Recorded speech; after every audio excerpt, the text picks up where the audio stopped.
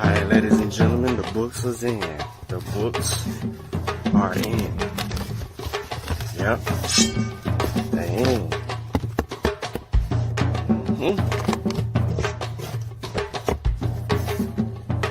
They're here.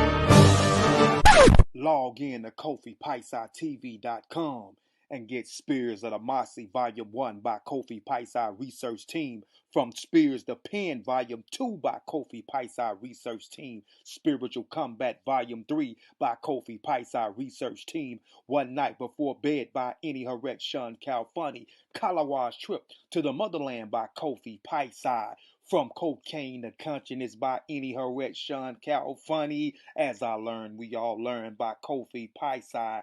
Also, if you want fresh merch, go to our online store, Family Connect Apparel, and get all the brands. Also, get our 54 deck of quiz and educational cards, available now on KofiPaisaTV.com.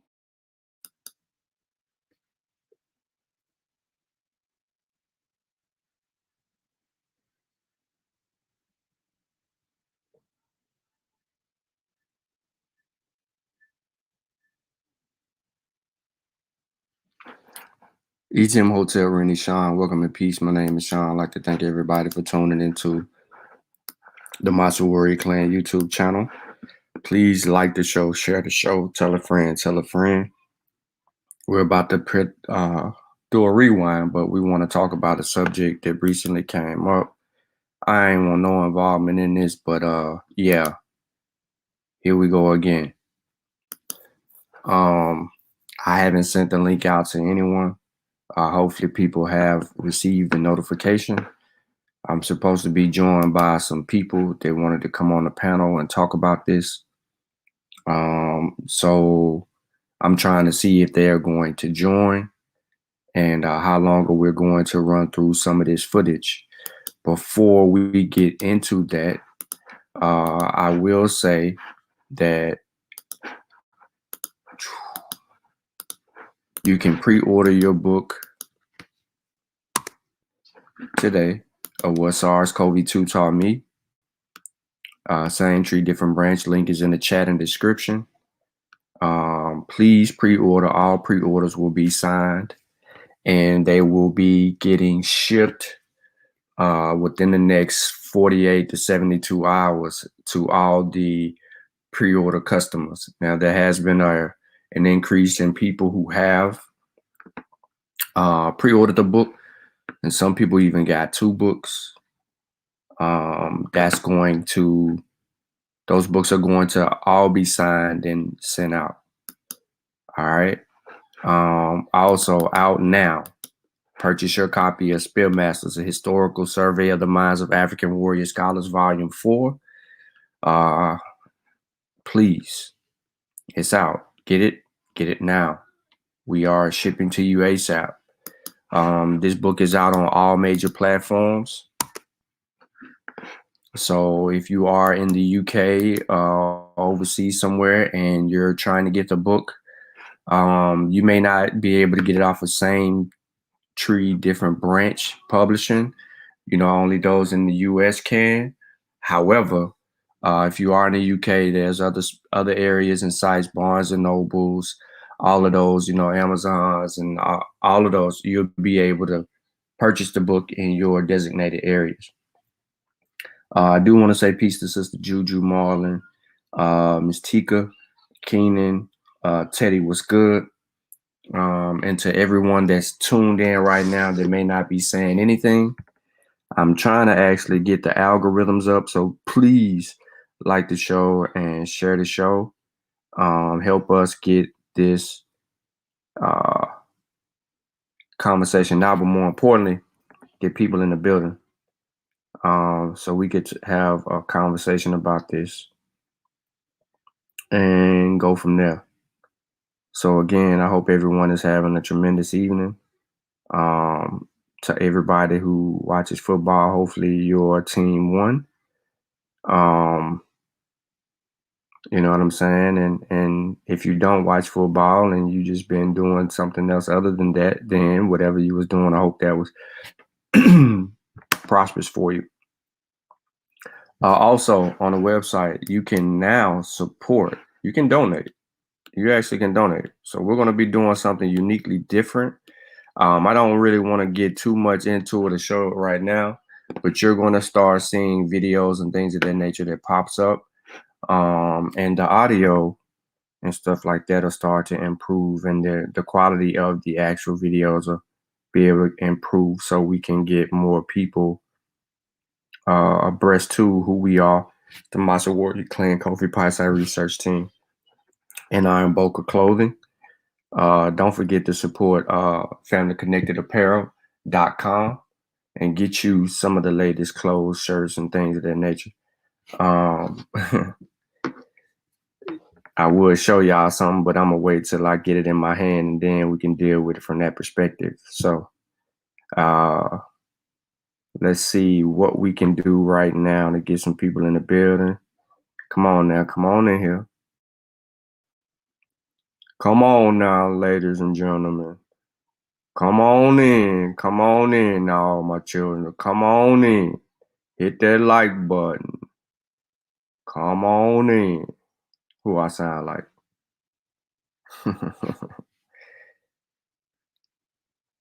What's good, Pierre? Look who shows up. The man who started all of this foolery. Oh, what up, G? I don't know if you want to talk about this or not, because you love the Jews, but not too much will be revealed in this particular rewind. But there will be some pointing out of a few things, and we'll save some of that for like a further discussion potentially. I'm waiting on Sutek to get here, so anybody want to send out a bat signal for Sutek, you could go ahead and do that. And anybody want to send a bat signal out for Kofi, you actually could do that as well. Because both of them said that they wanted to join this discussion. I don't know if anybody else would be jumping in. I'm about to see.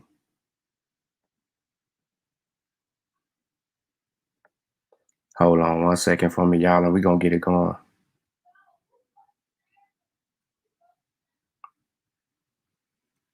All right, we sharing right now, so.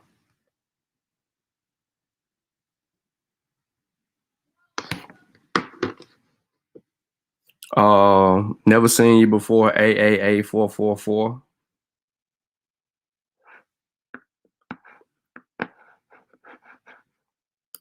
Subscribe to the channel. Let's get it.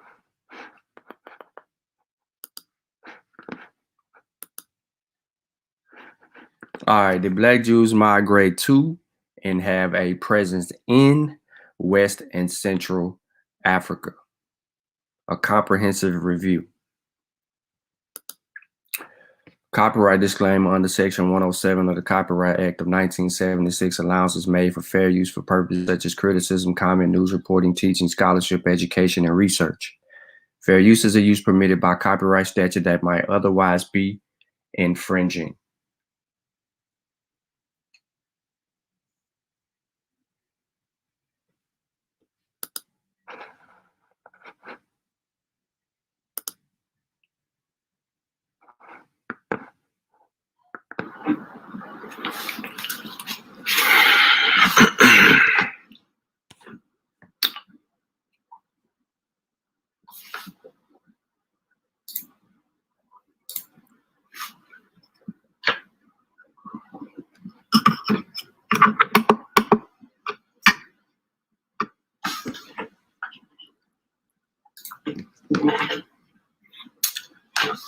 Okay, so this is a pop-up session. I didn't share anywhere really. Whoever joins in. I'll keep it up maybe for the next 24 hours or so, and I'll probably make it a unlisted link. But the purpose of this session now, shout out to my KHM family that's out there and the people that enjoy the content on this channel. I know y'all was expecting a Freestyle Friday or Saturday Night Live. My weekend is crazy hectic. I actually got some downtime now for another hour or so, probably an hour and a half. So I wanted to get this session out. If people are watching this on the replay, that's fine. That's what I anticipate because I didn't really share this link or anything like that. It was really a pop-up session. However, a discussion had ensued, has been going on for maybe the whole day. Where there was a post on Facebook in which two individuals were making certain assertions in opposition of, Israelites, existing and being in Africa, etc. So an associate, Dimitri, he continued a dialogue with them, made a separate post, kind of baiting them in. And I was simply saying, hey, if you want some evidence, this is what he was asking for. If you want some evidence in regards to the presence of Israelites in West and Central Africa, I will definitely provide that information for you. If you want knowledge of their migration routes into West and Central Africa, I'll also be more than happy to present that to you, right? So we'll see if he shows up. I'm gonna give him about 10 minutes. If he don't show up, then he just don't show up. Oh, he's here. All right, so I'm gonna wait for Dimitri, and who was the other brother? Let me see, hold on. What's this guy's name? Jojer Geb Rasa Bantu. I want to see if he joins in as well. All right, so I'm gonna give it a second. Let me see. You there, Victor? Hold on. I can't. Yeah, I'm here. Can you hear me? On my end. You there? Can you hear me? Yes, I can hear you now. Okay, let's proceed. What's going on? All right, hold on for 1 second. All right. Sure. Give me 1 second. I'm gonna mute you real quick.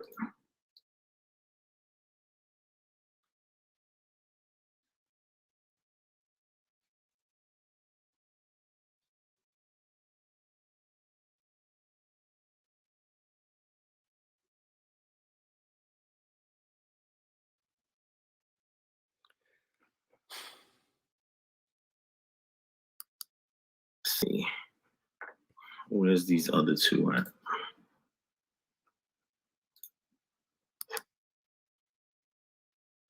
Yeah, I can definitely hear you. All right, Dimitri, maybe it's your headset or something. You gotta check. No, I don't have no headset on. Oh, so you can hear me? Yeah, I can hear you. I just can't hear you clearly. So I was about to put my headphones on just so I can hear you better. All right. And I need somebody to tag the other brother. What's his name? Jojer Geb Rasa Bantu. Somebody could send him a link so he can come up in here as well. What's going on in the camera? What you say? I can't say that I am. Okay, That's that's the first good. time I'm actually even hearing about you. Okay, so that works. So this, where can I yeah. post the chats? I can be writing it down. Okay, so I'm trying to figure out how this can best work. I didn't know you was at work because I see you was asking for the link, so I provided. I thought you had the means to chat. If not, I mean, we can always do this another time if you like. No, I said you can actually just be posting whatever I'm actually typing down. Okay, so let me see if I can see what you're typing in. Okay, so type something now. Let me see if I can see it.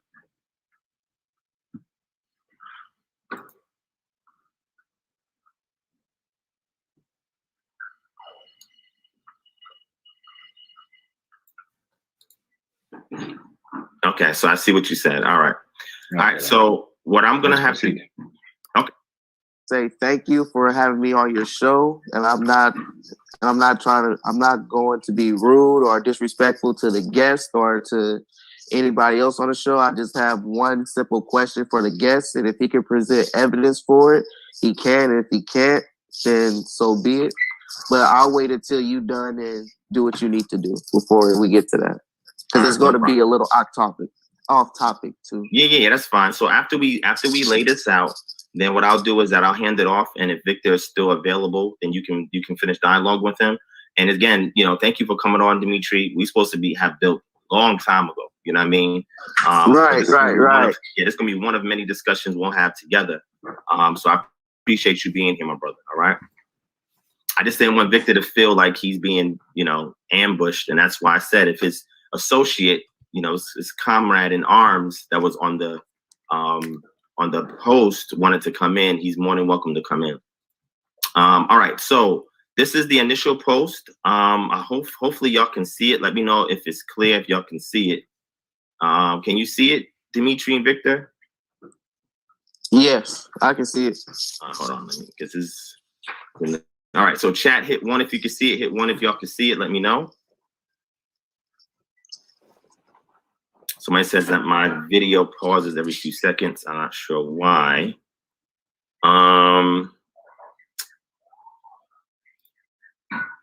You said 1, okay. All right, so is anybody else seeing, anybody else seeing my camera freeze?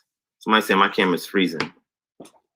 Because I want to make sure y'all see what I'm about to put out here. So just for the record, those of you who are part of the Patreon, you're already familiar with a lot of the stuff that I'm about to share, right? And some of y'all may be familiar with it elsewhere as well. Y'all can see it, all right, cool. But if y'all do notice any glitching or anything with my video, let me know, right? Let me know in the chat, and what I'll do is I'll switch over my connection because I want to make sure y'all can see it, all right? All right, so this is the initial post that Victor posted, right? It says, so Israelites supposedly sojourned in West Africa for 1,500 years, and nobody's all-inclusive, if we understand English grammar, nobody saw, traded, warred, intermarried, or ever, again, an absolute definitive, heard of them. So I want to make sure that we are clear of what's being said here. So in response to this, I said to the brother, my brother, I will show you primary evidence of Black Jews in West and Central Africa, because by showing you this evidence, it nullifies this post. You can't, whenever you say nobody and ever, you are making absolute statements. So all somebody has to do is provide one authentic piece of evidence, and I'm gonna provide several, not just one. Matter of fact, I got over 30, but today I'm just gonna throw 5 of them out there just for fun, but I got way more than that. What I'm saying is the moment that somebody is able to show you one authentic piece of evidence that proves their existence, existential, within the demographics of West and Central Africa, which it would have been notated during that time, because the splitting of Africa, we didn't get it to the 19th century, right? But prior to that, what was considered West and Central Africa, what people will call Jews of Balad al-Sudan, right? In that region, we're going to show not only just in those 2 regions, but also in East. All right, so let's mark this at 14:18. Let me make sure. within the demographics of West and Central Africa, which it would have been notated during that time, because the splitting of Africa, we didn't get it to the 19th century, right?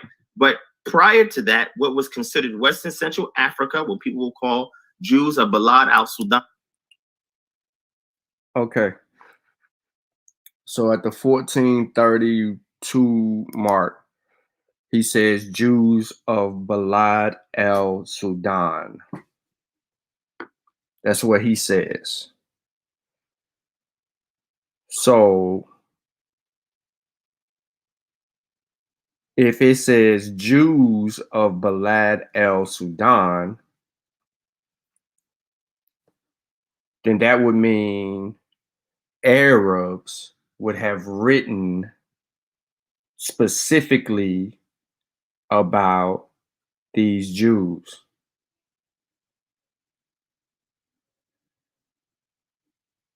And it would have said Jews of Balad el-Sudan.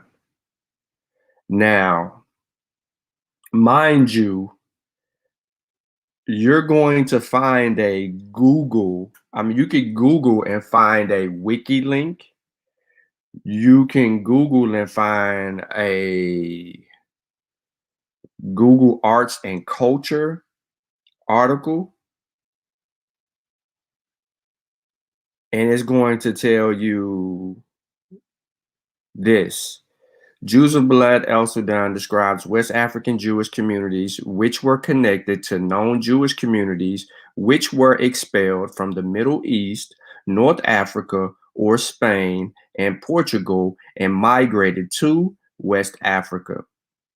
Various records state that at one time they were present in Ghana, Mali, and Songhai empires, which was then called Balad el-Sudan, a name which is derived from an Arabic term which means land of the blacks.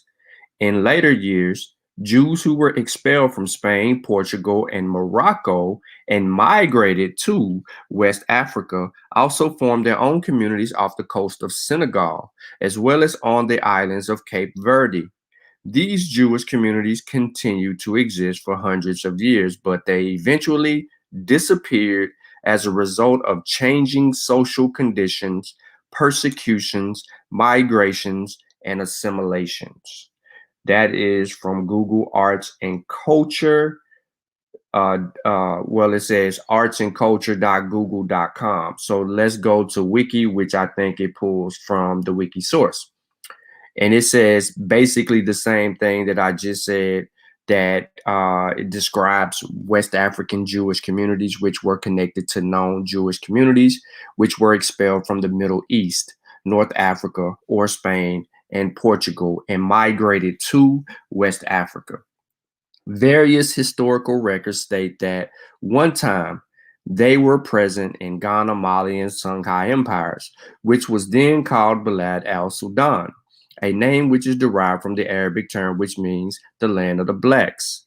In later years, Jews who were expelled from Spain, Portugal, and Morocco and migrated to West Africa also formed their own communities off the coast of Senegal as well as the islands of Cape Verde. So I'm reading this again because this is what the last thing says that I read in that arts and culture, and it comes directly from Wiki. It says these Jewish communities existed hundreds of years ago, but eventually disappeared, changing the social. All right, so same thing. Now, we scroll down a Wiki article and it goes to early history.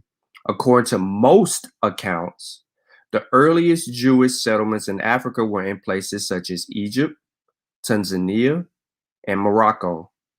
Jews had settled along the Upper Nile on the islands of Elephantine in Egypt.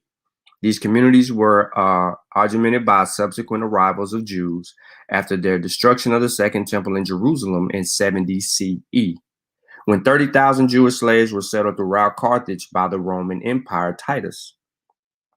Africa is identified various Jewish sources in connection with Tarhash and Orfur.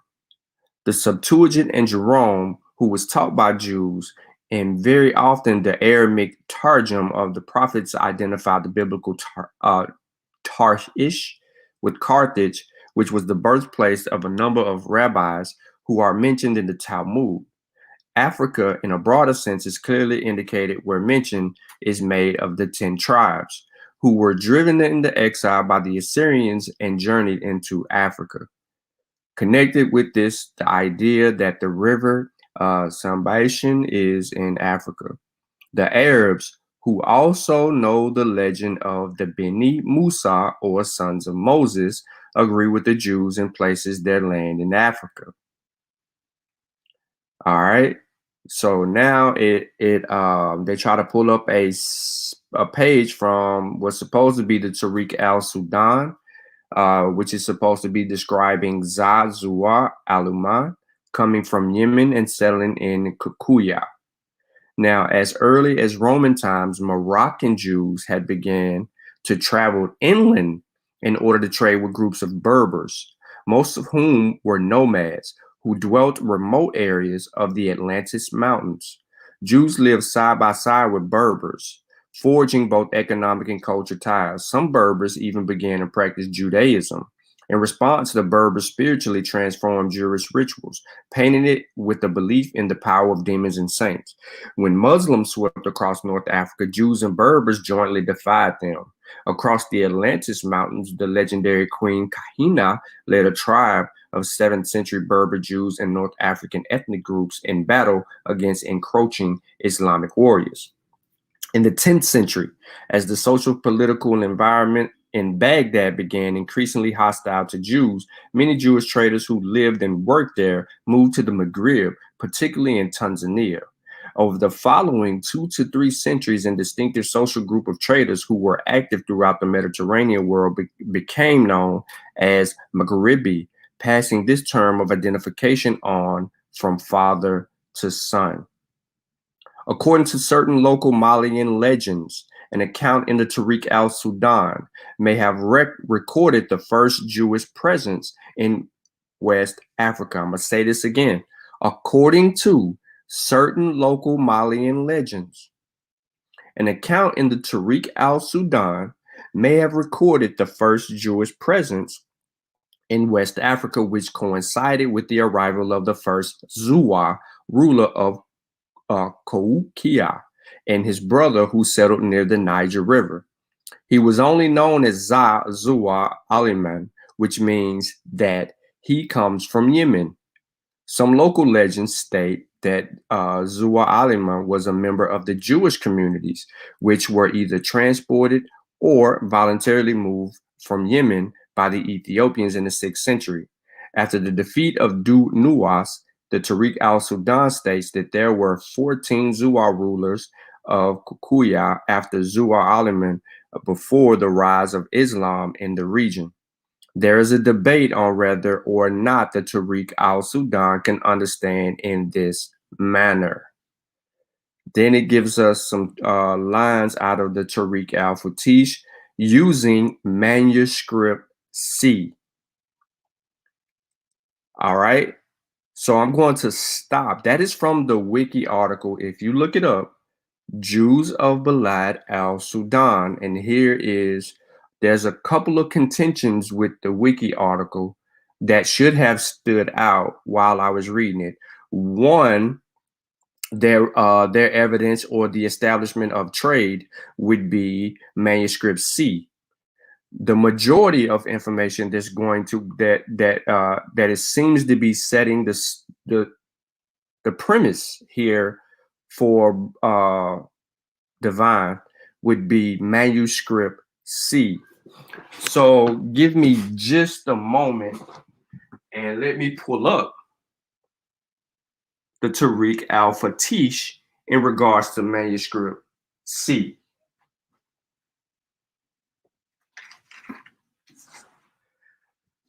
And let me grab the Sudan. What else I want to grab? I'll just stick to these two right here since they were the first ones to jump out in the wiki article. Now, I'm reading from the Tariq al-Fatish, the Timbuktu Chronicles from 1493 to 1599. This is edited by Christopher Wise, translated by Wise and Talib. This deals with Al-Hajj Muhammad Katie. All right. So in the introduction to this book, and this has been read before, but we're going to read it again. And I'm not going to go too far into it. I just need to get to where I need to get to give y'all the ins and outs on what's up. Not the introduction. Well, yeah, it is kind of sort of like the introduction. But it's like what page? Because you know it's two introductions in this. All right, so on page 8, which officially isn't the 8th page, but you know early on they got the Roman numerals for the first introduction. I hope I'm not losing anyone. I'm just trying to keep everyone abreast to what I'm doing, because the first timestamp at 1432, he states Jews of Balad al-Sudan, and I've never really heard in any Arabic sources them saying Jews of Balad al-Sudan. And then when we read the wiki article states that people migrated to West Africa, and then it identifies where these people were located, and then it points toward Malian legends. And then out of the Malian legends, the recollection of the supposedly Jew presence is there. And then it was there for 100, you know, it was there in West Africa for maybe 100 or a couple of 100 years, and then it vanished. And then it says there was no more Jewish presence. So if we're thinking Malian legends, we need to understand which Malian legends could they be referring to. Could they be referring to the legends of Mansa Musa, Can Mansa Musa, or Malikoy Can Mansa Musa? Could they be referring to Sundiata? Could they be referring to other people that may have come later? The reason that I am saying this is because we don't have a specific, based on the wiki article, of which Malian legends they're referring to, so that we can put some type of chronology on the claim. So it becomes a goose chase. But reading the wiki article, the first piece of evidence, they talk about trade and presence, they deal with manuscript C. So we go to the Tariq al-Fatash to see the validity of manuscript C. All right. In any event, this is how we found ourselves in possession of all the key elements necessary for reconstruction, with few doubts about its integrity of work of its first order on the history of the Sudan, a work which provides a wealth of precise information on the political organization, both administrative and social, in the interior countries of Western Sudan around the time of the Moroccan conquest at the end of the 16th century. From manuscript A, B, and C, we have first edited the text of A, B, and C of the Tariq al-Fatish, and then prepared the translation. These 3 manuscripts are not in equally good condition. The oldest, A, is certainly in the best shape, especially in the sense that it probably contains fewer divergences from the original text. Here, proper names and indigenous expressions are rendered and vocalized with greater care. Manuscript B is only recent copy of manuscript A. Some errors in manuscript A have been corrected in the version of the Tariq al-Fatish, but in spite of Al-Imam Ibn al-Suyati's careful work, there remain a few slips of the pen, textual omissions, and obvious missteps. Manuscript C, however, is generally in poor condition.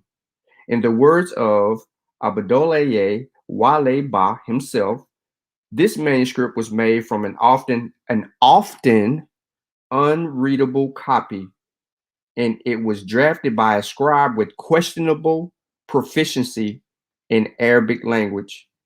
Hence the significant number of major errors it contains. The fact remains that manuscript C has the obvious advantage over the other 2 of being the only complete copy. Each time that we encounter an irresolvable discrepancy in the three manuscripts, we adopted the version presented in manuscript A, and we have taken great care in our annotations to clarify which version we adopt. I'm not going to read too much into it. I'm going to skip over the second part of it because it really doesn't say anything else in this next paragraph except for the textual errors. And then it goes on to state the exact title of the work, the one given in manuscript C, is Tariq al-Fatish fi Akbar al-Badam Wali Zajik wa Akam in Anas. I know I said that kind of wrong. If pronounced in Sudanese manner of reading the Arabic, the title would appear to read as this, the same thing that I just said, but it's a little different toward the end. Tariq al-Fatish fi Akbar al-Badani wa.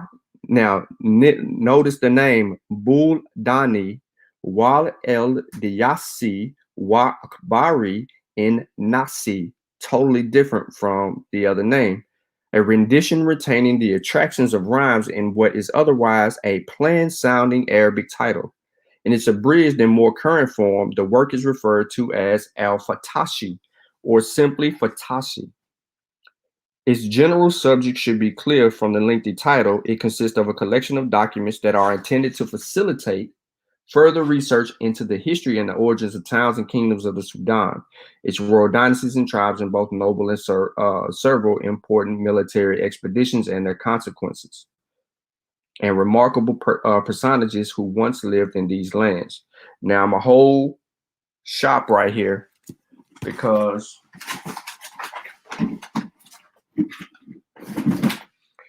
there's some issues with manuscript C, as stated above, but it goes beyond it goes beyond what I just read. The author of manuscript C intentionally wrote some things in manuscript C to disingenuously push an agenda. This is known by scholars. Therefore, they reject manuscript C, and this is why they use manuscript A and manuscript B. They don't really, more so A. They don't really deal with manuscript C. So I'm gonna play a little bit more while I'm doing my digging. I didn't want to do all this digging, but I'm gonna go ahead. Right? In that region, we're going to show not only just in those two regions, but also in East Africa. The brother also added a stipulation about showing that they connected to the bloodline of Shem. He was dialoguing with another brother on the actual post that was making those claims. I didn't make any of those claims. I'm only going to defend the claims that I said that I will provide to the brother. Now, if he has additional questions after that, I may defer him to the person that he was having a dialogue with. But in regards to me, I'm going to just show you evidence of Black Jews being in West and Central Africa, that other people knew they existed. They spoke with other people. They even intermarried other people. They traded with other people. And they didn't really war too well with other people. And there was a reason for them not warring. They didn't have the resources to go to war. So they didn't war with nobody. But we can show intermarriage. We can show that people saw and witnessed them firsthand. And we can show trade. Not only am I going to show you primary sources, I'm going to show you secondary sources for experts in the realm of African Jewry, and they're also going to say the same thing. The number one scholar, one of the number one scholars in that realm is Tudor Parfi. He's one of the number one scholars in that area. Edith Bruder is another scholar in that region, and they will verify and validate through their own books and articles in which they've written in academia. And the organization that they created, the International Society for the Study of African Jewry, which I was a part of in 2017, 2018, and 2019, where we had to submit papers in regards to this subject matter to authenticate evidence whether or not Black Jews and or Israelites existed in West, Central, East, or South Africa. We already know there was in North Africa, right? We got a whole record of Moroccan Jews, but I'm going to show you Isidore and his family line, which came from Moroccan Jews that showed up in Mali, what we call the Empire of Mali, and it was found in the Timbuktu libraries, where he's one of the scholars that's responsible for categorizing, collating, and displaying the information through translations. He speaks French, through translation, so that way it's available for the world. We're going to show his family lineage that he claims, and this is on record, that he descends from a clan of Moroccan Jews, colored Moroccan Jews, Jews of color, Moroccan Jews who went and settled in Mali because of the Mohammedan persecution that they were experiencing and the rise of Islam, right? So we're going to show that as well. And then I'm going to show you He uses the word color real slick. If you're unfamiliar with what Divine is actually doing in this particular part of the conversation, he is trying to indicate that these Moroccan Jews had color, right? But if you go and you look at the Moroccan Jews, color that we know of has no actual connotation. Now, if you've read volume 2 from Spears the Pen, and you go to chapter, what is it, 7 or 8? Hold up.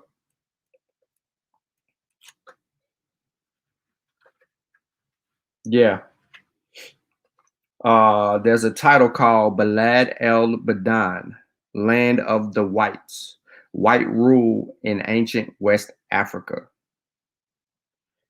In this chapter, I'll talk about white rule in West Africa per se. I give up numerous accounts from scholars such as Hunwick and others that actually does a great critique in there. And I give you what you need. So Balad the Badanis, the whites, and then you have the Sudanis that just mean black.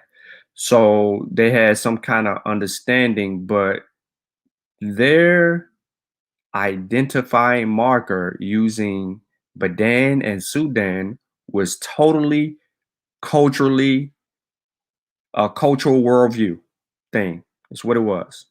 It wasn't about skin color. It was about culture. They called the people, or certain people, the Badani because of the cultural nuances and differences. Yeah, they would go on and later use, for slavery purposes, they would use skin tone. They were the first races, absolutely. But in the same instance, they made cultural distinctions, and those cultural distinctions, brought out those labels, and then those labels would fuel later on,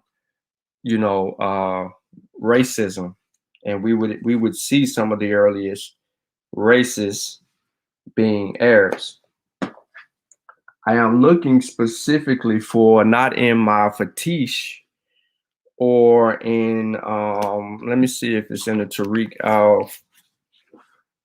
Let me see if it's in the other one, the Tariq al Sudan. All right, so I'm looking for additional information in regards to manuscript C, because I want to try to provide it. Now, I know I've done this before on the Dagger Squad channel, where we have went in and we read and pulled out and extracted the fact that manuscript C had all of these flaws, and how scholars wasn't using manuscript C's behind the work of the person who authored the copy, and in their attempt to rewrite history from a perspective so that they can have a presence in the area. And of course, who's responsible for those manuscripts are all going to be these Arabs. So I'm not going to put a lot of validity into manuscript C due to the inconsistencies in what I've already read to you one time regarding what the Fatish has said. All right, let me plug up my laptop. All right, so let me go back now. And he says he's going to show us these colored people in Morocco. He's Coming on down, he's going to show us all these other people that he said. And he's going to use things such as the very first thing that he says, trade. Now, if you read the wiki article, Jews in Balad al-Sudan, the first source that comes up is trade. And what do they use? Manuscript C. Let's go, Divine. Or Levy and her paper that she wrote about it. I'm going to show you Tudor Parfit and his paper that he wrote about it. Let's get into this, right? So before I proceed, Victor, I'm going to ask you, yay or nay, do you rescind your initial your affirmation, or you want to continue to stand on that? I need to know that before we proceed. You can say yes, yes, I rescind it, or no, I don't rescind it. First of all, I actually want to address the text itself. You want to address the text? You mean yes. The post? Exactly. Okay, no problem. Go ahead. Okay, let me type this down. Sure. I'll read it once you finish it so they can follow.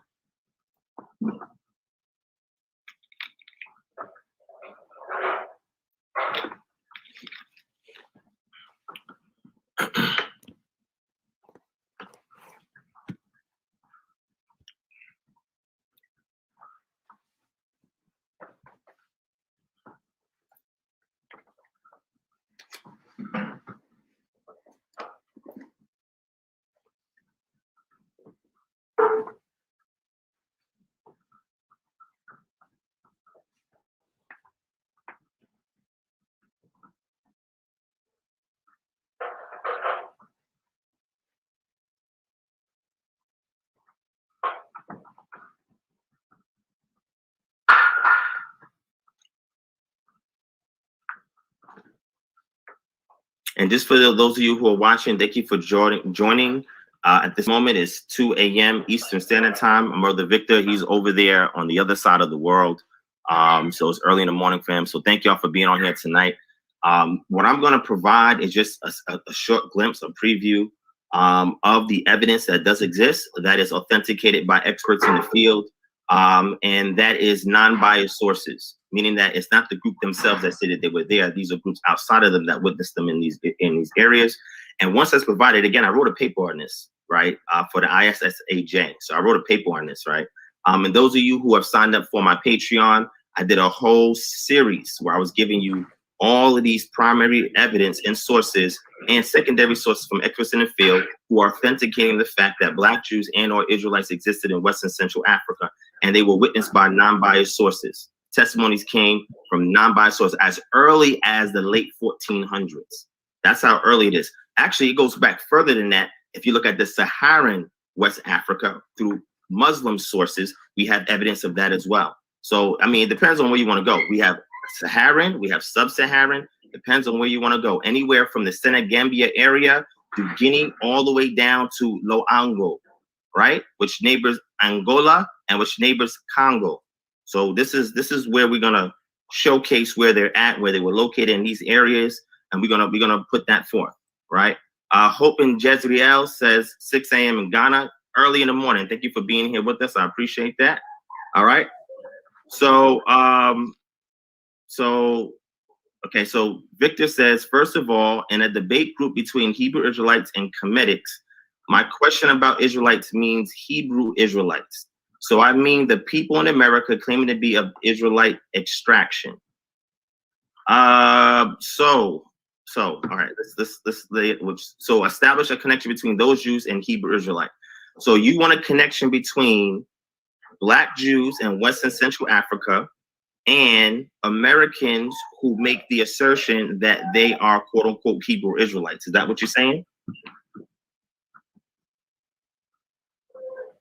Because like I said, all right. So once I showcase that to you and I explain to you how this works and what's going on, before I do that, like I said, do you still stand on the premise that you laid here? See, I'm addressing this, and from this we can lead into that connection that you're talking about. But I'm addressing what you put in the page. You said, so Israelites supposedly sojourned in West Africa for 1,500 years, and nobody saw, traded, warred, intermarried, or ever heard of them. That is what I'm asking right now. After I substantiate this particular assertion for the affirmative, since you're taking the negative, I'm going to then launch from there into further discussion. I just want to know, yes or no, do you continue to stand on this post? That's all I'm asking. You can say yes or no in the chat. You can say it, you know, right here. It's up to you. I just want to know yes or no, because this is okay. So you stand on it. All right, cool. So let's do this, right? Let's go into primary evidence. After I showcase primary evidence, I'm going to show you secondary evidence from experts in the field that speak on this subject matter. So I'm going to do for you 2 primary sources, okay? We're first going to deal with the Black Jews in Luango, and then we're going to deal with the Black Jews that was found in Mandinga country amongst what we will call the Wolof Kingdom, okay? So let me show this to you, this source real quick, all right? First source we're going to put up on the screen. I'm going to grab it for you. And this is from a primary source, from somebody that witnessed it themselves, okay?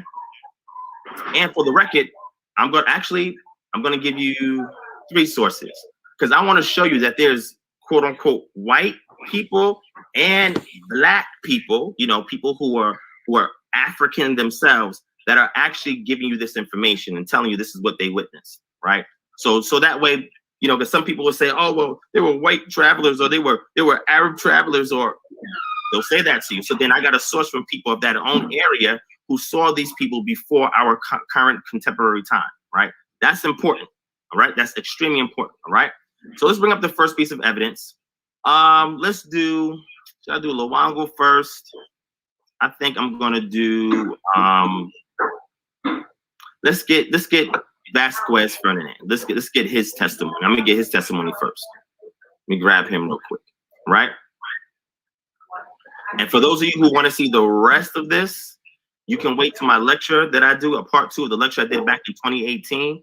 I'm gonna do a follow-up lecture to this where I'm gonna have at least 30-something sources in it, primary sources, and then I'm gonna have testimonies, secondary sources from experts in the field who write papers and books on it, and I have interviews with experts in the field that speak on this subject matter, right? So when I know people, real quick before he goes into his whole spiel, so only in manuscript C, not in manuscript A, and not in manuscript B, there is a suggests a more complex dialogic quality between the manuscripts than is currently understood, and that more research into the inner corrections and circumstances of productions are warranted. All right, and taking care to differentiate between the various manuscripts. This study also calls attention to their imbricated nature. Let me rewind a little bit and take you there. Manuscript C's strategy of masquerading as the original renders unclear how adopting a completely different name could facilitate an objective. Okay, so there was an objective created, used by Hondas in 1913. That's when it was published. To deal with that, it says manuscripts A and C have long been missing, but the authors claim to have found a copy of the former. And then it says, in comparing it to manuscript C of the 1913 Haudas and De La Fosse publication and several additional related manuscripts, they contend that Noor B. al-Tahir so substantially transformed manuscript A that manuscript C constitutes a new original work. Nobili, and which is a problem. Nobili and Matthie's work is impressive and an important contribution consistent with the current approach, for which manuscripts A and B are central. But on the subject of authorship, the position here fleshed out subsequently in that manuscripts A and B clearly identify Muhammad Kadi as the originator of the chronicle finished by Ibn al-Mukhtar in opposition to Levitian, and that there was only one Muhammad Kadi, as opposed to two different persons as ventured by Hunwick, Brun, and Lau. As for the titles, it is imperative to avoid conflating matters while critical to recall others. That only manuscript C has thus far been shown to employ the title Tariq al-Fatash. Does not mean the other manuscripts did not have the same appellation. We do not know yet. We do not yet know, as manuscripts A and B lack a proper name.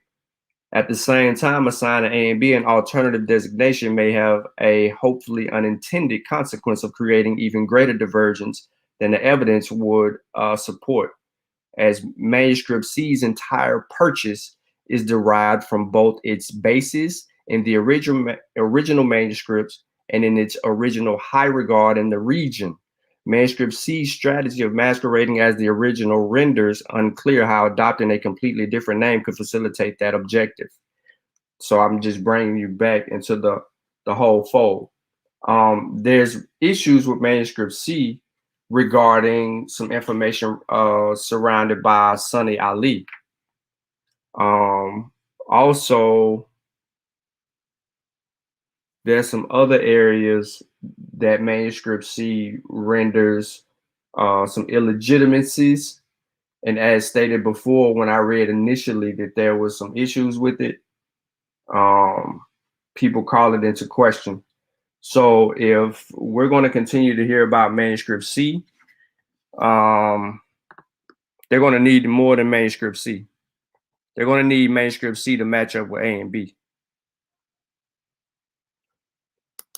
Make statements like that, I know that they probably are just not aware of the data. So once it's shown to them, they just got to deal with it, right? So the first one comes from a manuscript from Valentin Fernandez, all right? I was speaking about another individual, but I'm gonna do Valentin Fernandez, right?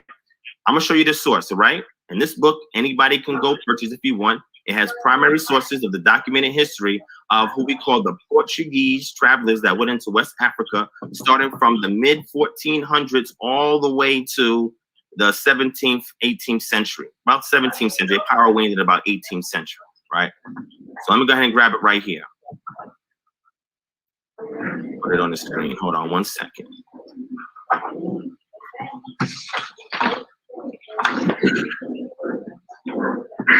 All right, and we're gonna put the pages up.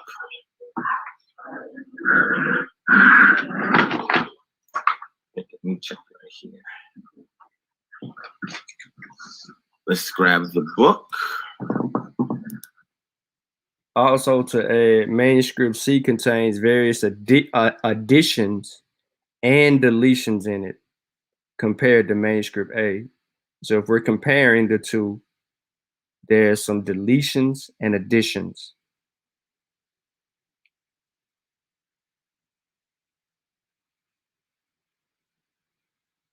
And there's some introduction issues with manuscript C. I should give you the book. And details missing. Just a snippet of it.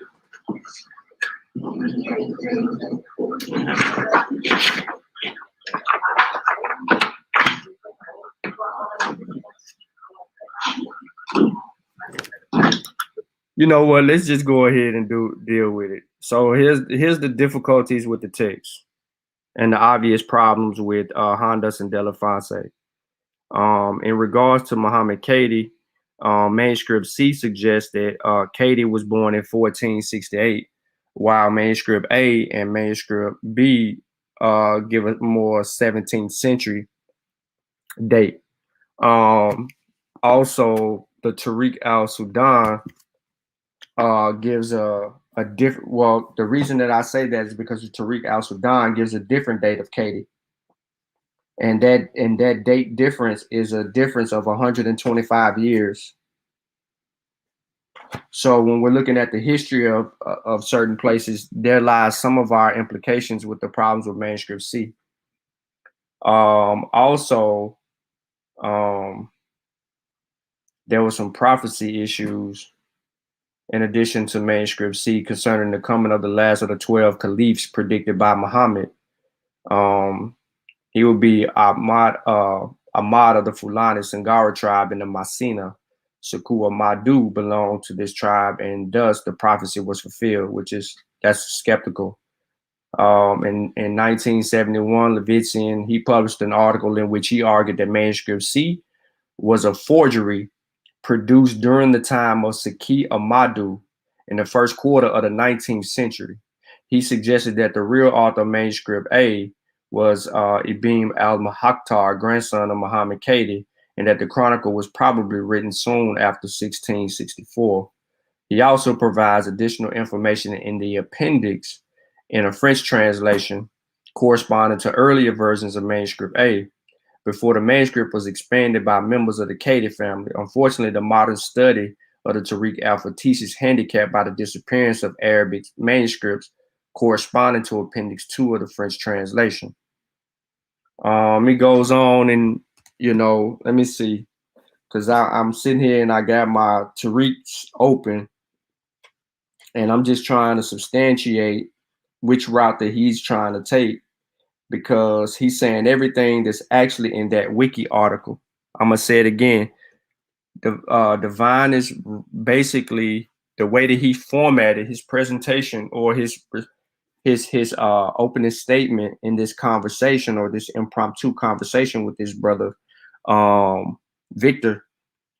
He basically ran down the outline of what it says on wiki.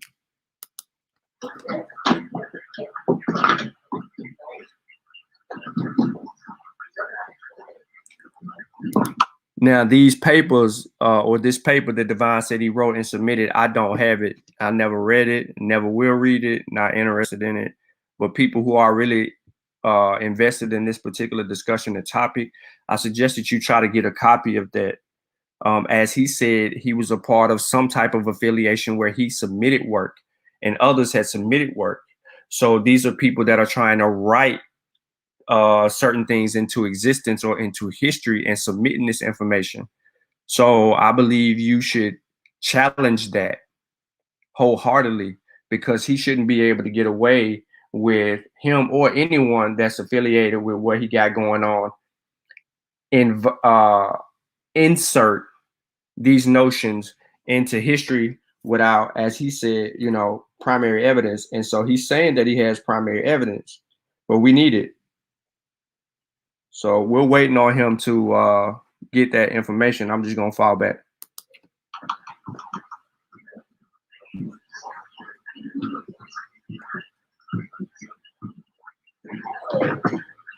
All right, so let's bring it up. Where is it at? Where is it at?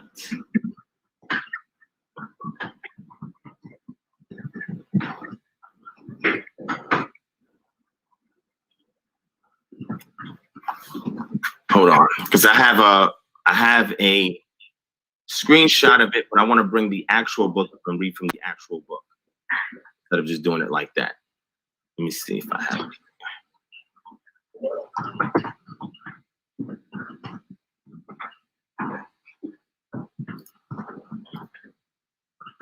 All right, let's grab it.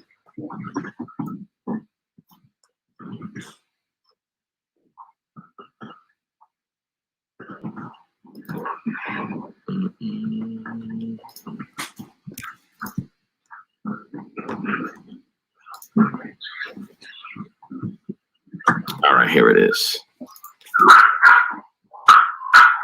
All right, so let's bring up the book.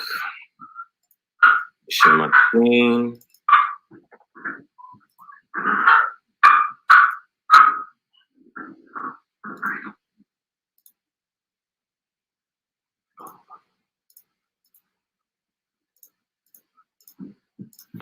Okay, so hopefully y'all can see this.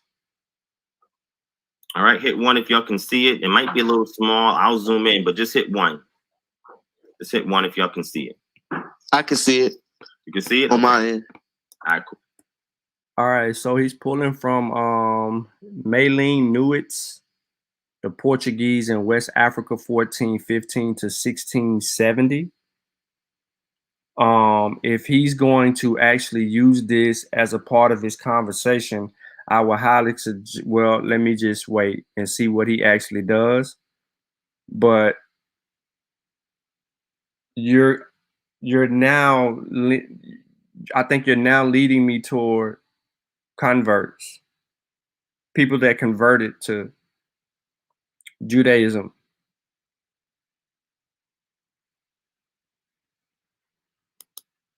All right, so this is... Yes, it's visible for me. It's visible? Okay, cool. Okay, the name of this book is called The Portuguese and West Africa from 1415 to 1670, A Documented History. All right, Victor, are you familiar with the Portuguese in West Africa from this time period? Yes, I did African history from primary school, high school, and I did 2 years of it in university. All right, wonderful. All right, so you are familiar with this, correct? Yes, and that doesn't really match the whole Hebrew Israelite narrative. Because the Hebrew Israelite narrative... Hold on. Wait, slow down. You said that doesn't match what? It doesn't match the narrative pushed by the Hebrew Israelites. I don't know who the Hebrew Israelites you're talking about, but I simply said that there are Black Jews in West Africa who are also identified as Israelites. That is documented in primary evidence and primary sources. Again, he is using color. He is using a social construct. He is using a modern day worldview on a time. He's using it on a time period that doesn't see the same worldview as we do today. This whole race thing was not a thing. I'm gonna repeat that again. The whole notion of race was not a thing. The differences were cultural connotations. The cultural ideology of a people separated people from other people. The reason why is because you wouldn't be able to tell certain people from other people based on how they looked. So in comes tribal markings, tattoos, certain piercings, hair braided a particular way, representing certain origins of things, cutting your hair, dyeing your hair, looping your hair, braiding your hair it was kind of, different ways that people did things, but they made distinctions. They spoke differently. So if these Black Jews, as Divine says, existed in West Africa during certain periods before the Portuguese, don't tell me that you're going to give us Jews after the Portuguese presence. So before the Portuguese, right? What kind of tribal markings did they have? There's going to be some things that's going to culturally and distinctively separate these people. Show you this primary sources. That's what I said in response to your post. So I don't know what narrative is being pushed by Hebrew Israelites. I'm going to show you evidence because I deal in academia, right? So I also went to college myself. So what I'm saying is I'm going to deal with academia, and that's why I'm asking if you're familiar with the Portuguese and their history in West Africa. If you deal with academia, then why were you not being honest about the forthcoming of issues with Manuscript C? From all get out, because one of your arguments that you stated earlier was in regard to trade. So why did you not come forward if you deal with academia and state that there are some strong issues with Manuscript C, and why did you call them out? Why is that not being addressed? You should have said that at the front onset. Okay. Then you should be able to tell us about Valentin Fernandez, right? Last question. You should be able to give us some information on him, correct? Valentin Fernandez. But anyway, you can proceed. Okay. All right. So in this book, I'm going to go to page 74, just so you can get some context. All right. And just so you can see, you want to understand what this is. These are actual letters that were written to various different people, from travelers that was there in the west coast of Africa, back to other individuals in Portugal and in Spain. All right. All right, so just so we can look at the map so that we see what we're looking at here. This is the Senegal River. This is the Gambia River, right here, right here. If you see this right here, this is your Niger River, okay? Just so we can see what we're talking about. This is all considered West Africa, all right? So let's keep going. Let's go to page 74, let's scroll down.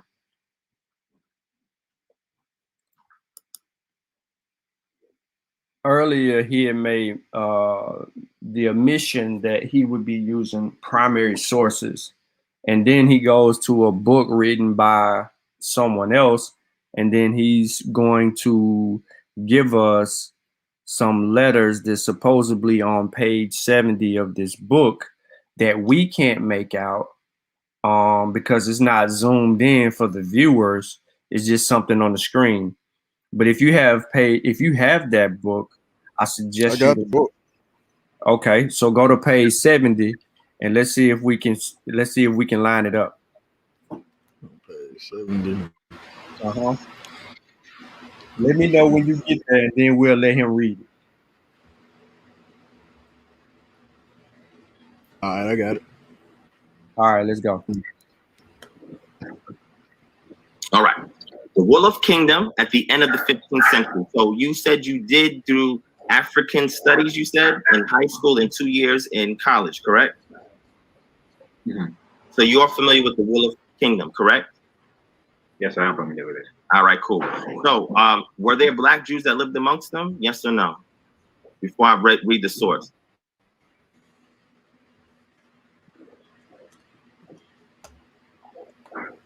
That's debatable. Oh, that's debatable. Oh, okay. So you have a source to show how that's debatable? You can provide that? Because I could just be telling you this, right? But I want to show you the primary source.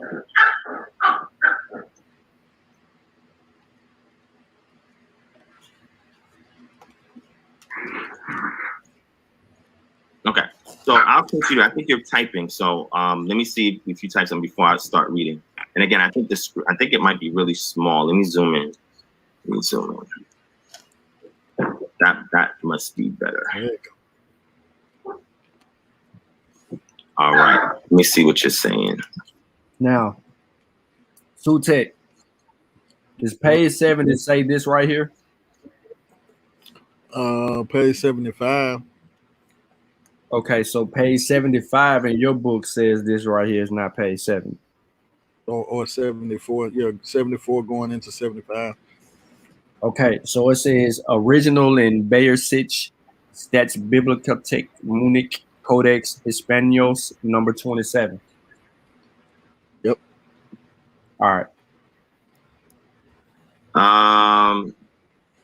He says the Hebrew Israelite claim is premised on there being a massive Jewish migration from the Levant in 70 AD and sojourning into the 1600s to fit the transatlantic slavery narrative. Kindly expound on the term Jew. Okay, so you said that is the premise of the Hebrew Israelite claim. That's interesting because all Israelites don't make that claim. For example, I don't even use that claim. I don't even deal with that, right? But yes, there are people in the Hebrew Israelite community that do use that proposition, right? And then you ask to kindly expound on the term Jew. All right. So the term Jew, if we want to expound upon it, Shane J.D. Cohen had read a whole article on this when he was dealing with the Black Jews. If you don't know who he is, he's a very prominent Jewish scholar. He's been to several, or he was emeritus professor at several universities. He wrote a whole paper on Black Jews, right? Identifying Black Jews. Matter of fact, let me bring that source up since you asked that question. Let me bring that source up to you. We still need Divine to read this source, but now he's going. Okay, never mind. Let me shut up.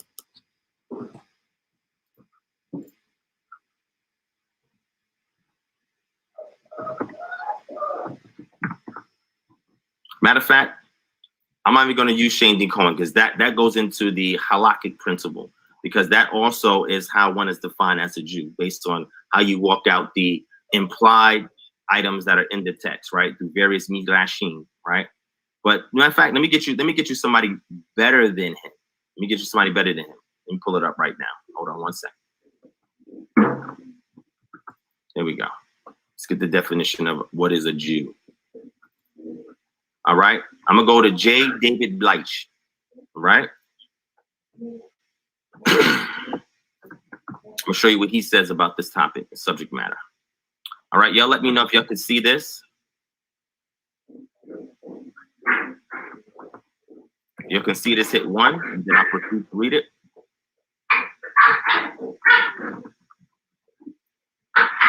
Hit 1. Hit 1, y'all. Let me know if you can see this. I can proceed. Can you see it? Dimitri and Victor, can you see this? Yes, I can. All right. Yes, said 1. All right. So let's go ahead and let's go through this. All right. This is Rabbi Bleich, spiritual leader of Congregation B'nai Yehuda in New York City.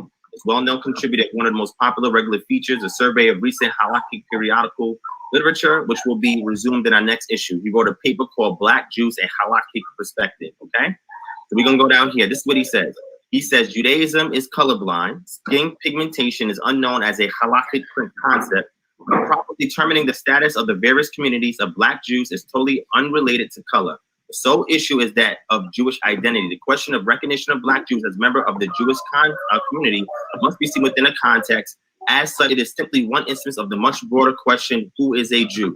The problem of Jewish identity is a crucial one. It is not to be dismissed as merely a theoretical question in the realm of speculative anthropology. It is an issue closely associated with Jewish survival. Jews have managed to persevere their identity over a period of millennia without becoming assimilated into the dominant culture of their lands of habitation, whereas other ethnic groups have disappeared within relatively short periods of time. Despite their wide geographical dispersion, frequent and sometimes forced migration, and lack of an autonomous homeland, Jews have nevertheless somehow succeeded in preserving their ethnic identity, right? Let me scroll down. Let's scroll down. Right? Let's get down to where he gets a little bit more deeper into it, right? In order to be granted recognition as a Jew, it is necessary for each of the wanderers to present documented proof or to produce witnesses to clear the testimony with regard to genealogical purity of the petitioner's lineage. And this is going back from Numbers 1 to 18. This is how it was done during that period of time. And again, they didn't use the term Jew, Yehudi, Yehud, Yehudim, which is plural. They wasn't using that term, okay? So we're going to show it from a pre-exilic perspective, which he is addressing now, and then he's linking that to a colloquial. I still ain't heard the word black or white. He still ain't read the source he got up on the screen yet. I know. Oh, did he switch it? Yeah, he switched it and went to a whole nother source. He haven't read your source yet. Mm-hmm. Mm-hmm. We use today, right? Which is that term Jew, all right? Because that is supposed to refer to a descendant of Yehuda, which is Judah, right? But then it became a blanket term for any Israelite, whether it's the tribe of Judah or any other tribe that's been dispersed. Right? He goes on to say, "Can you kindly read my text?" Sorry, oh, no, I didn't see the text. I'm just reading what's on my screen. Let me see. Hold on. I think you went beyond what my post was asking. It was addressing to Hebrew Israelites to provide evidence of the sojourning in West Africa for 1,500 years. The first part of the question was also addressed at those claiming to be Hebrew Israelites since they claim to be Jews by blood. I think the context of my query escaped you. Oh, no, it didn't. It didn't, because you asked me, expounding the term Jew, right? You told me what Israelites claim, and I told you what I was here to prove, right? You told me what Hebrew Israelites claim. That's fine. I'm here to address the post that you made on that group. That's what I'm here to address. I'm here to address it with primary evidence, secondary evidence, and then explain to you the migration routes, since you also mentioned migration, right? And showed you how they migrated and the evidence for such, right? That's what I'm here to provide you, okay? Now, if you don't want to have this type of discussion where I'm showing you primary sources from people who are experts in the field, primary sources from eyewitness testimonies, etc., then I guess you may want to have a discussion with somebody else. Maybe that's what you want to do, right? But if you want to continue this discussion, that's what I'm here to show you. And then after I establish that, then I will show you the connection between that and those here in the Americas. And I use myself as an example because the descendants from my mother's line comes from what we call the U.S. Virgin Islands, which prior to that was owned by the Dutch and other nations before the U.S. purchased those properties. That's where my mother's side of my family comes from. My father's side of the family is a mixture of various African groups, with the majority being the Igbo group. On my dad's side, and on my mother's side, it goes back to the Billy peoples and the other peoples that share the same frequencies in the region of Luango. That's where my mother's side of my family comes from. My father's side, the connection between that. I need y'all to listen really close to how divine puts itself in West Africa, specifically. And those here in the Americas. And I use myself as an example because the descendants from my mother's line comes from what we call the U.S. Virgin Islands, which prior to that was owned by the Dutch and other nations before the U.S. purchased those properties. That's where my mother's side of my family comes from. My father's side of the family is a mixture of various African groups, with the majority being the Igbo group. On my dad's side, and on my mother's side, it goes. He said the Igbo on his father's side. But watch where he put his mother. He put her in the Virgin Islands and then he took her out of that. And here we go. To the Billy peoples and the other peoples that share the same DNA. Guinea peoples and other peoples that share the same DNA. It's in the region of Luango, what we call Luango. In the region of Luango. Today, I'm going to show you the connection between those two in regards to the documented evidence of those that they came from. I can also show you through the lineage of my family, through my family tree history, how it goes back to these groups that we're about to talk about in a second, right? That connection that goes back to these groups and how we was able to document that, right? Now, this whole notion of him trying to put Jews in West Africa, or Jews in West Africa now goes beyond the notion. This is very biased and disingenuous of divine, because now he has an agenda.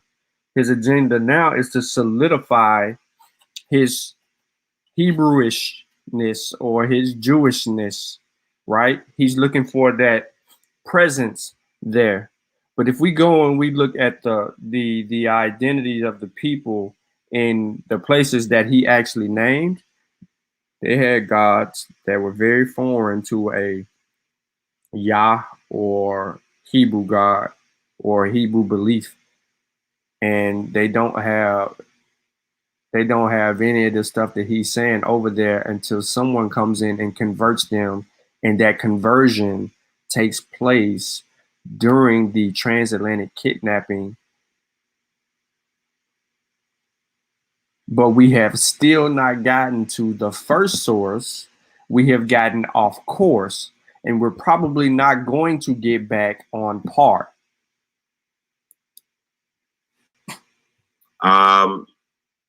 Okay.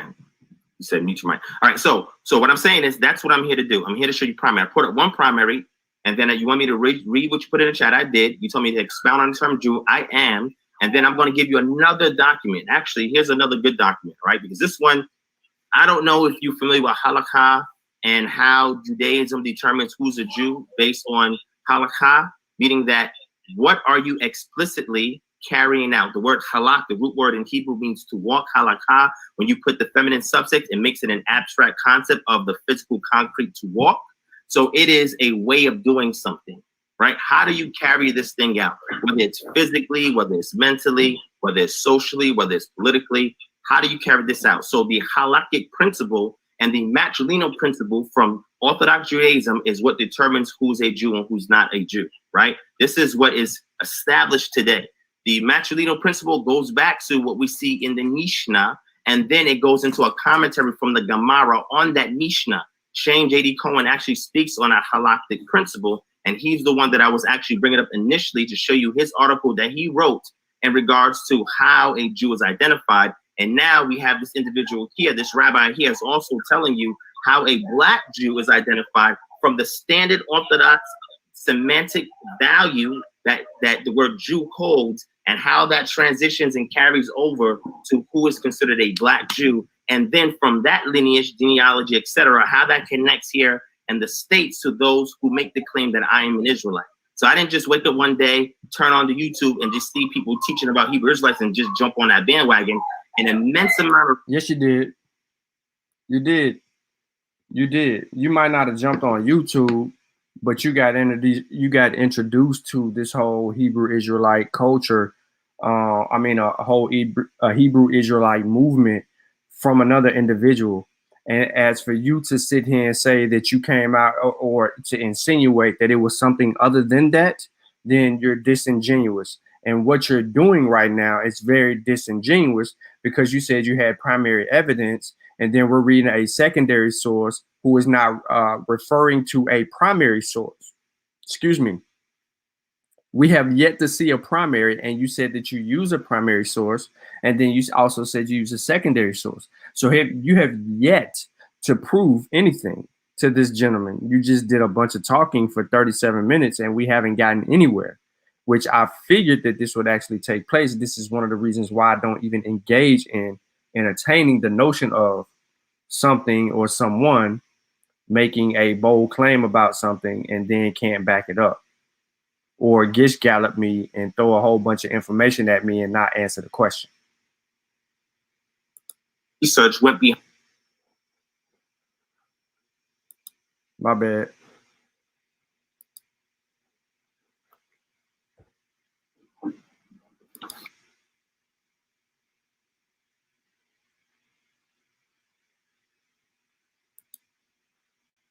These groups that we're about to talk about in a second, right? That connection that goes back to these groups and how we was able to document that, right?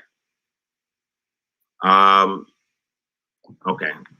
You said mute your mic. All right, so what I'm saying is that's what I'm here to do. I'm here to show you primary. I put up one primary, and then you want me to read what you put in the chat. I did. You told me to expound on the term Jew. I am. Hold on, maybe I'm going crazy. Did he pull up a primary? I missed that if he did. For anyone in the chat that's following along with the conversation, and I know I've paused this a couple of times, but have you seen a primary source from Divine Prospect yet? And I don't think he's gonna show one, because you would have showed the primary first, not the secondary. You would have showed the secondary after the primary to explain what you just showed. Right. So before he was going to go into the book that was written by the lady that you have, he pulled this up. And this is the Rabbi Blythe, spiritual leader of congregation BNE Yehuda in New York. He's a well-known contributor, one of the most popular regular features, the survey of recent Halakhic periodical literature, which will be resumed in our next issue. And this talks about Black Jews, the Halakhic perspective. So this is an actual perspective here. This is not a primary source. This is someone that's from New York City writing about something, and then he goes on and then he reads whatever he's reading, and he stays right there. I'm going to skip ahead, and then I'm going to hit play. And let's see if he gets us to the primary. But he did not show us a primary source. The argument that I did not make. I simply want to show you the evidence in case you're not familiar with it. That's why I'm asking you in advance to affirm if you know what I'm about to say before I say it, because I don't want to be redundant or mundane. I want to be straightforward. But if you're going to ask, what is a Jew, and then say, well, you know, they were converts, then you got to prove it. Now the burden of going forward is on you, because you said that if I do find a Jew, a Black Jew, an Israelite, that is attested in evidence from West and Central Africa, right? Then you're going to say they're converts. And then I'm going to tell you, give me the evidence that they're converts. And then I'm going to show you how we know they're not converts. My brother, people that's experts in this field, you can look me up, my brother. I've written papers. I've dealt with them. There's a whole conference that deals with this subject matter from all types of walks of life. Ethnologists, people who deal in religion, linguists, historians. Look it up, the International Society for the... Matter of fact, let me show it to you on the screen so you can see it, my brother. Maybe you're not... Are you familiar with the International Society for the Study of African Jewry? Yes or no? You familiar with that group? Yes, I've heard of it. Oh, you heard of it? Okay. But are you familiar with any of the papers that was put out by the scholars that are arraigned in that particular group? They had about 4 sessions. No, I'm not. Okay. All right. So I'm going to show it on my screen just so you have it as a point of reference. All right. So you can see it. That's what I'm saying, my brother. Maybe you're just not familiar with what's out there, right? And that's okay if you're not, right? Because maybe you'll have a different argument when you're coming across this with those other guys and the stuff that they be saying, right? Because they're not going to show you what I'm about to show you, right? So this is it right here. The International Society for the Study of African Jewry is a community of scholars and students engaged in the study of African jewry and its diverse cultures, historical environments, religious beliefs, and practices. The objective of ISSAJ are to facilitate scholarly collaboration, research and discussion, and to disseminate research findings through regular conferences and newsletters. The ISSAJ members are an international and interdisciplinary community of scholars and students in African studies, Jewish studies, ethnology, social anthropology, modern history, history of religions, and history of ideas. However, the international community... Is this a primary source? Nah, man, he BSing. So what he did was he took us to the International Society for the Study of African Jewry. That's what it says. And then he's reading what it is. It is a community of scholars and students engaged in the study of African jewry and its diverse cultures and historical involvements, religious beliefs, and practices. The objective of this jewry are to facilitate scholarly collaborations, research, and discussion, and to disseminate research findings through regular conferences and newsletters. This is why he's writing something for this. This is why he's a member of this, is because they are allowing themselves to be fooled.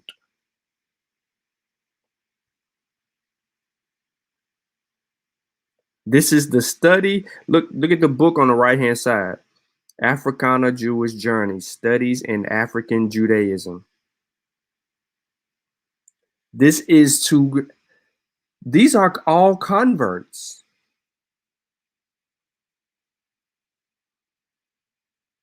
These are all converts. These people didn't have a presence in 1890. They didn't have a presence even in the 1960s. I'm going to say that again. These people didn't have a presence in the 1890s, and these people didn't have a presence in the 1960s.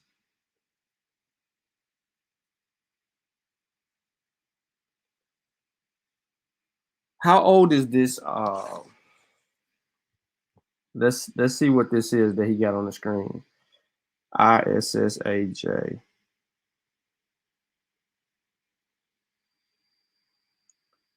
I don't want to go to the website. Okay, here I got to go to the website. They put themselves in Mali, Cape Verde, Ghana, Nigeria, Cameroon, Congo, Madagascar, Zimbabwe, South Africa, Rwanda, Kenya, Uganda, Ethiopia. They don't put themselves nowhere else but in these 1, 2, 3, 4, 5, 6, 7, 8, 9, 10, 11, 12, 13 places.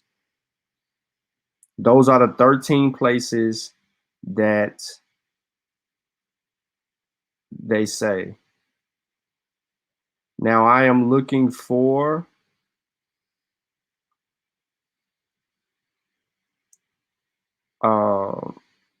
the creation of this organization.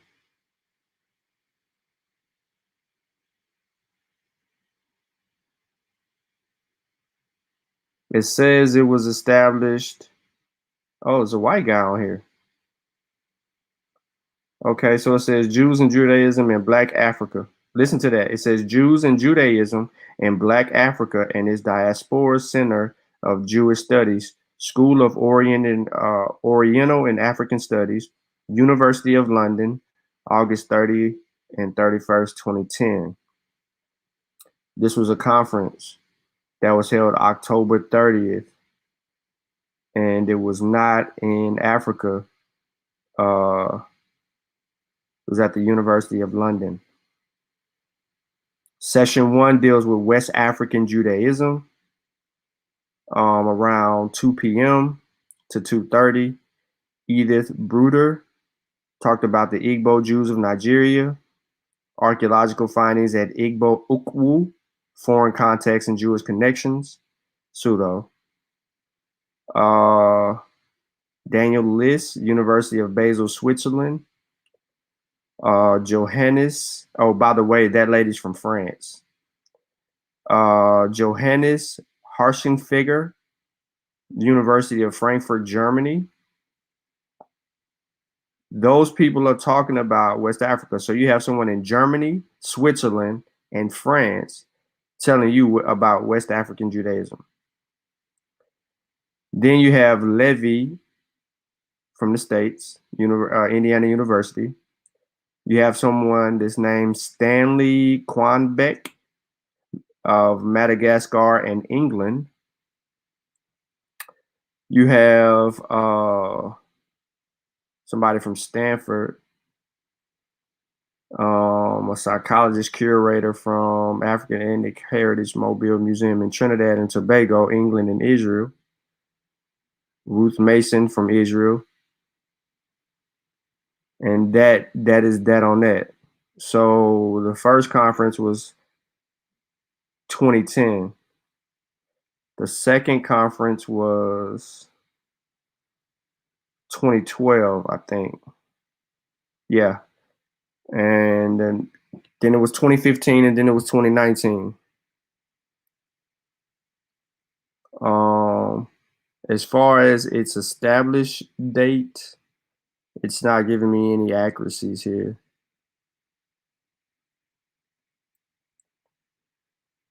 And then it has international committee members, which is led by the same people that I just mentioned.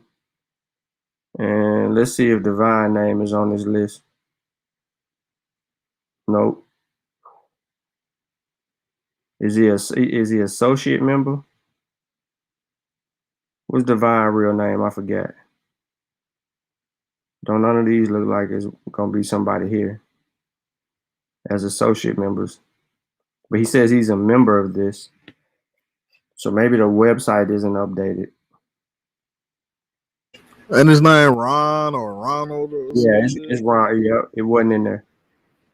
It's Ron.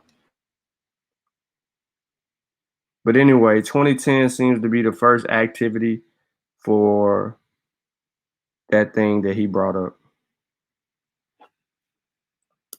Cordially invites all academics or students interested in a scholarly investigation of the diversity of African Judaism, whatever their discipline, to participate. All right. They have made several publications. Here's all of them right here. These are all the publications based on the various conferences that were here and data that was submitted to these conferences, right? Here are the conferences they had. There was 4 conferences, like I said, one in 2010, 2012, 2015, 2019. There was supposed to be one coming up in 2021 that I was supposed to have my paper ready to prepare to actually speak at the conference, but COVID hit. None of this is primary sources, though. What is he doing, bro? Why is he wasting our time? We 43 minutes into this video, bro.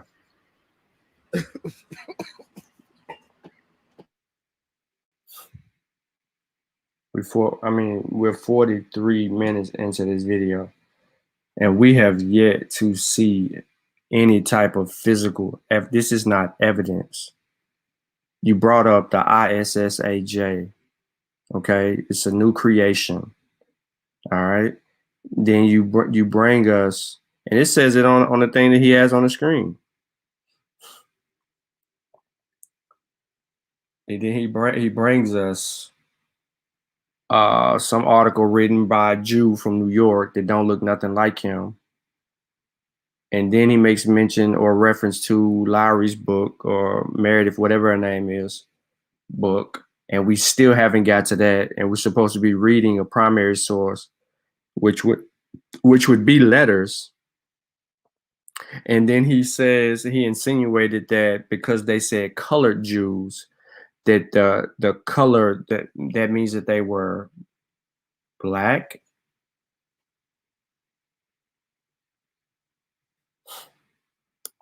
So now we wait until this COVID King thing dies out.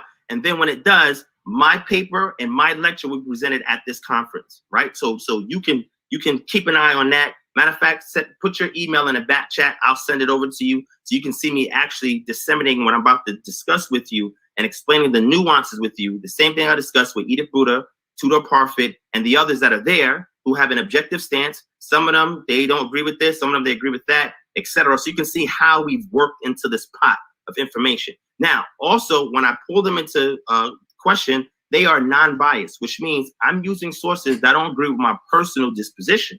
And I have to do that so you don't think that what I'm saying is biased and I'm not being objective, because I will be objective with you. It's a difference here. I know all. You are being biased the minute that you sit here and you told old boy that you just didn't wake up and watch a YouTube video to become a Hebrew Israelite or whatever the case may be. You were not born an Hebrew Israelite. Neither was your mother or your father born a Hebrew Israelite. And then for you to make the argument and then be specific and say Cape Verde and then go down into Igbo land and deal with the Igbo, you are being very disingenuous. Why am I saying that? Is because how are you narrowing down, Divine, specifically where you actually come from, and you're using DNA, and we don't see the DNA evidence. So honestly, you're just having a conversation and you're making a lot of assertions. And this is one of the reasons that I really don't like to even deal with this topic, is because it's a biased conversation from jump. The brother made a Facebook post, and then you decide to, at 2 a.m. in the morning, hold court with this dude. The argumentation that is out there, all the claims that are out there, both pseudo and authentic. And I'm going to show you how, when you make the statement and say that these people are converts, what you have to prove. If you understand what is a Jew, you would have to prove that they're converts, because you'd have to show who converted them, because we were well familiar with the Jews that existed all the way into these time periods that I'm telling you. We know. Are you familiar with the Rodenites, my brother? They're the one. Sute. Yep. Are we like how familiar you with the burden of proof like that? Yeah. Are we familiar with the Jews? The Jews? Yeah. He said, we familiar. I'm gonna run it back. He said, we have a history of being familiar with the Jews. Oh no, hell no.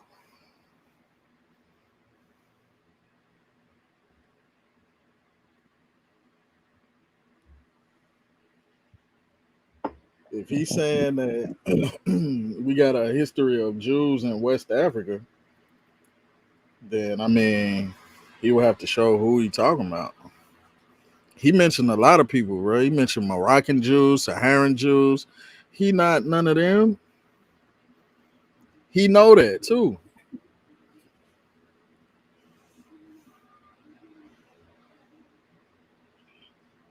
I don't know where he going. I'm still waiting on this primary evidence though. All right. Responsible for a lot of the major trade routes along the Silk Roads, going all the way to India and all the way up in Europe and back through North and East Africa. Are you familiar with the Rodenites, my brother, and their history? Not really. Okay, so I'm gonna bring that source out for you if you want. If we get to that point in discussion, are you familiar with the Sephardim and Ashkenazim? Yes, very. Okay. Are you familiar with the Mizrahadim?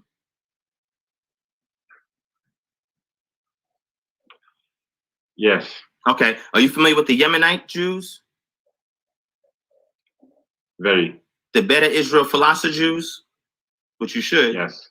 And those who claim to be Bantu Jews that exist in your region of the world. You're familiar with all these groups, right?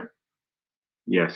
Okay. So if we was to parse out these groups, minhagim, their customs, parse out their mitzvot, their laws, and parse out their mannerisms, right? We'll be able to have a profile of the nuances that create who these particular groups are. For example, Siddur. Do you know what a Siddur is? Yes. Yes. Yes. Okay. So if I give you a Siddur right now, if I read one from you right now, you should be able to tell me which one of these groups it comes from. Correct? I'm familiar with the term, not the exact technical. No details. problem. Okay, so that's number one. Number two, the halakhic conversion, right? Each one of them have nuances in a halakhic conversion. For example, the Brit Milah. Are you familiar with the Brit Milah amongst the Sephardim and the Ashkenazim and what the differences are in their Brit Milah? Okay, that has to do with their circumcision, right? Which is important, right? Then you have a bar mitzvah, something that's called the bar mitzvah, right? So the bar mitzvah is also performed differently by different groups. And are you familiar with that? Vaguely. Vaguely, okay. So past that, are you familiar with the burial practices, such as the Shiva and stuff like that? Are you familiar with that? The mourning process and all of that? Burial process, cultic items they're buried with? How they're Yes, buried? I am. Okay. And as far as the prayers, that's what you see there as your prayers. Are you familiar with the prayers too? The ones that face east, the explanation why they face east? Okay. Let me see. Okay, so the burial customs. What about the dietary customs? Because some of them will say this is kosher. Someone said this is not kosher. Are you familiar with the different groups on what they identify as what's kosher and what's not kosher? Generally, across the groups. Cool. No problem. So the reason why I'm asking you all of this, because you got to factor this in. If you're going to say a particular group are converts, you got to show me during the time period which I'm showing you this, the chronology in which I'm showing you this, the groups that are known at that time, especially the ones that are transversing through North and East Africa for trading purposes and the Saharan desert for trading purposes. We know all those Jews. We have all the records of their customs, their mannerisms, etc. Even the Portuguese Jews or Nuevo Christians, we have all their practices as well. So you'd have to show that these Jews are converts and that they have the same practices as these groups. You'd have to show that. Then the burden of going forward will be on you once I affirm the primary evidence in these regions. Are you willing to do that today? Or would you like to do that another time? Because you made the statement about— No, I'm continuing with this. I'm actually, whether I'm participating or not, I'm still listening. No, I understand. But I just think yes or no. Are you willing to do it today, or would you do it another time? You could say today or another time. That's all. Like I said, I'm actually listening. Okay. So, so this is just a discussion now. Like, I wanted to point out something, yeah? Sure, I think from the beginning. Excuse me, hello? Yes, I can hear you. You have the floor. Yes, I wrote something on text. I think there is a diversion in what we are both saying. So kindly address that. You said that is where that is where we're diverging. I was asking about Hebrew Israelites when I used the term Israelites. So when you said Hebrew Israelites, I think that's what you're referring to. You said I wasn't asking about Jews, as you are very well categorized. I was asking about Israelites, meaning Hebrew Israelites who claim to be related to biblical Shem by direct family bloodline. Well, these black Jews, that's the claim that they make, that they go back to that bloodline of an eponymous ancestor called Shem, right? So that term eponymous ancestor, you're familiar with what that means, correct? This is found in many African cultures when we go to their oral traditions of their anthropogenesis, how they came to be, who was their ancestor. Yes, I'm familiar with the term. All right. So if you're familiar with the eponymous ancestor, that's simply what it is. So I don't know what the beef is. Maybe your beef with them is for them to prove that Shem was an actual figure through archaeological or material culture evidence. Maybe that's what you're asking for, right? Maybe that's what you're asking them. I don't know if you're asking for them that. I'm telling you that's an eponymous ancestor. Abraham was an eponymous ancestor. That's what I'm saying to you. But this people group called Israel existed in history, and their migrations are well known. They kept records of it up to this day of where they went in certain areas, right? So they can tie it back at least to the period of the Iron Age 1B period, all the way to Iron Age 2C. So from that time period, they can trace genealogical records going back. And then after the dispersion, especially going into, let's say, Babylon for the Yehudim or those from the tribe of Judah, they have the Babylonian Chronicles, which showcases the rations as given to certain families that went into exile. You have the Al Yehudu tablets, which are receipts by the Chaldean priests who actually wrote receipts for transaction that would be done by the Jews that lived there in that region, and the return back, the genealogy of the families that returned back, who they were all mentioned in the book of Nehemiah. And scholars actually utilize this in order to determine the authenticity of genealogical records that is made or proposed by Jews that exist today, right? So again, this Shem thing, we could deal with that at the time, and I can lay out for you the case for and against that.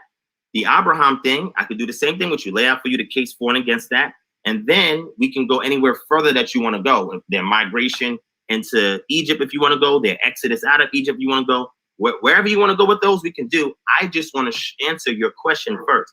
We can have subsequent questions, discussions after this, especially when you have time, when you're sitting at home in front of your computer where you can refute and at the very least rebut the things that I'm saying, right?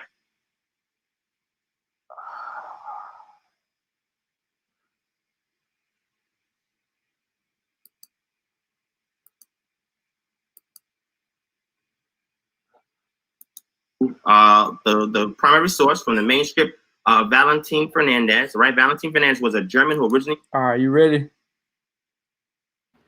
Yep. All right, okay. Lee, man, 52 minutes.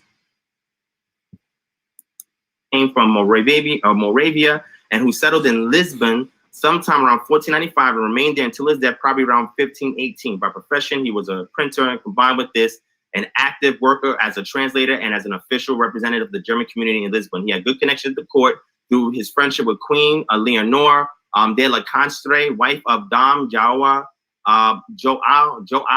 II, and this, added to the information he obtained from his compatriots, enabled him to have access to the latest information about Portuguese voyages. This information, also in the form of letters, which he sent to correspondences in Germany, was collected together by Conrad Peutinger in Augsburg. All right, so let's scroll down. All right, now is this a pseudo source? Yes or no? Before I get into it, just want to make sure that I want to see if you say this is pseudo, this is fake, this is authentic. I just want to see, because these records are in Cambridge and Oxford as well. If you want me to pull the source citation. He said that these sources are in Cambridge and etc. So what he has on the screen is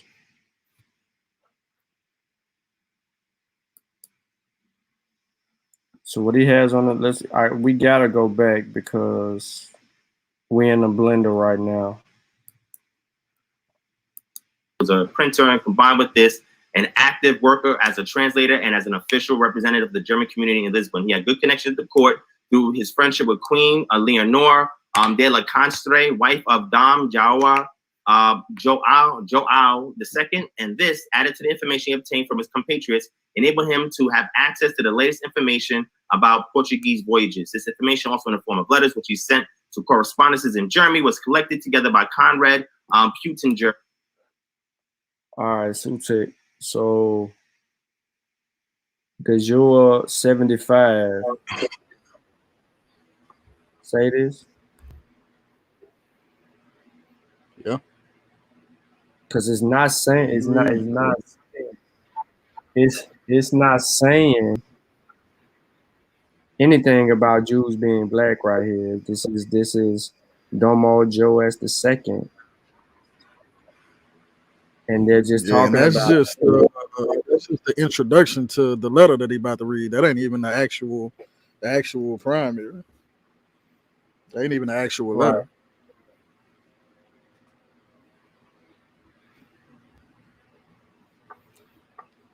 Okay. I don't know where you're going. In Augsburg. All right, so let's scroll down. All right, now is this a pseudo source? Yes or no? Before I get into it. How can he say that if this is a pseudo source or not, and you haven't read the source? You haven't read the source. So it says right here at the top of it, it says these form a distinct caste in Wolof society similar to the smiths and leather workers.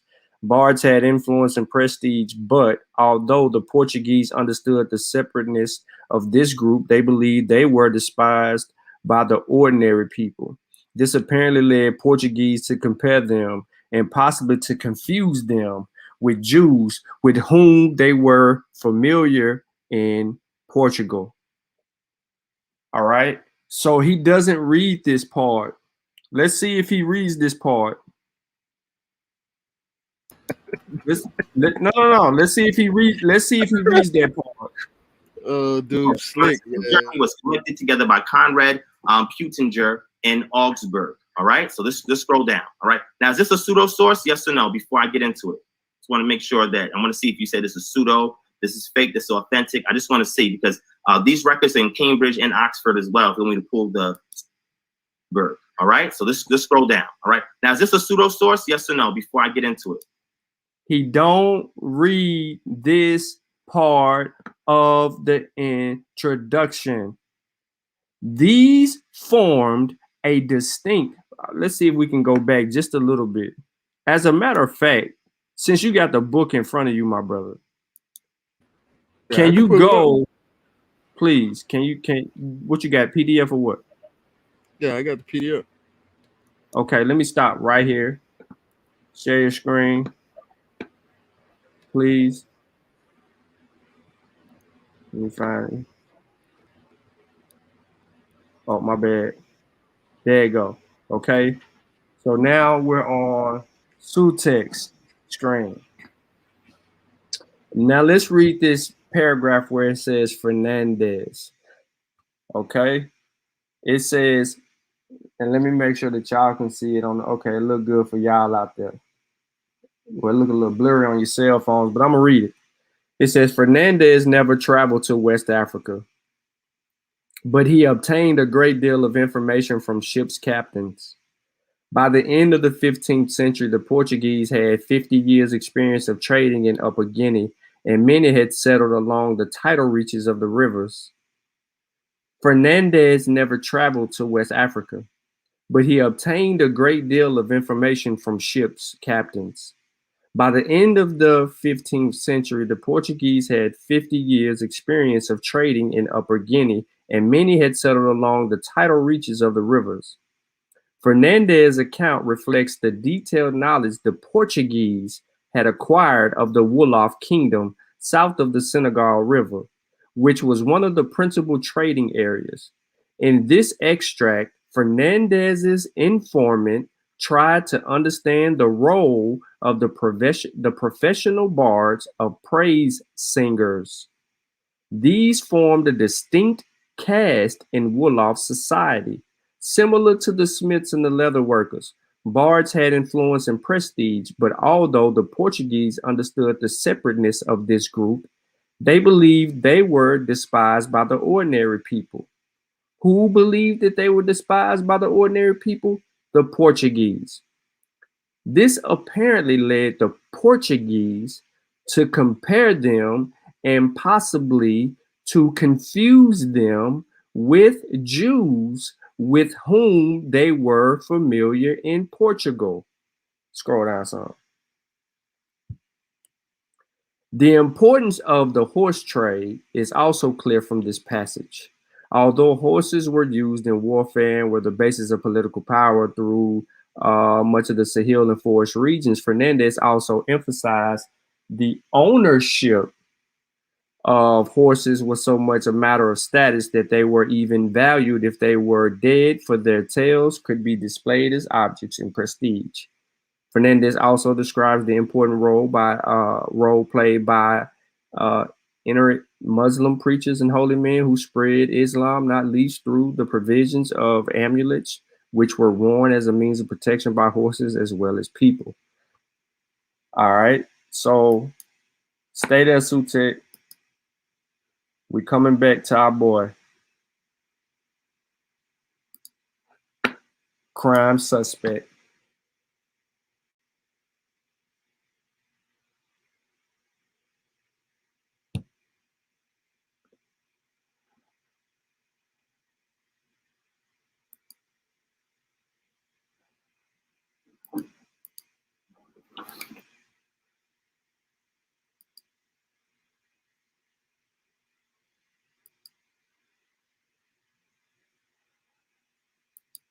So I can give you where it's been authenticated at.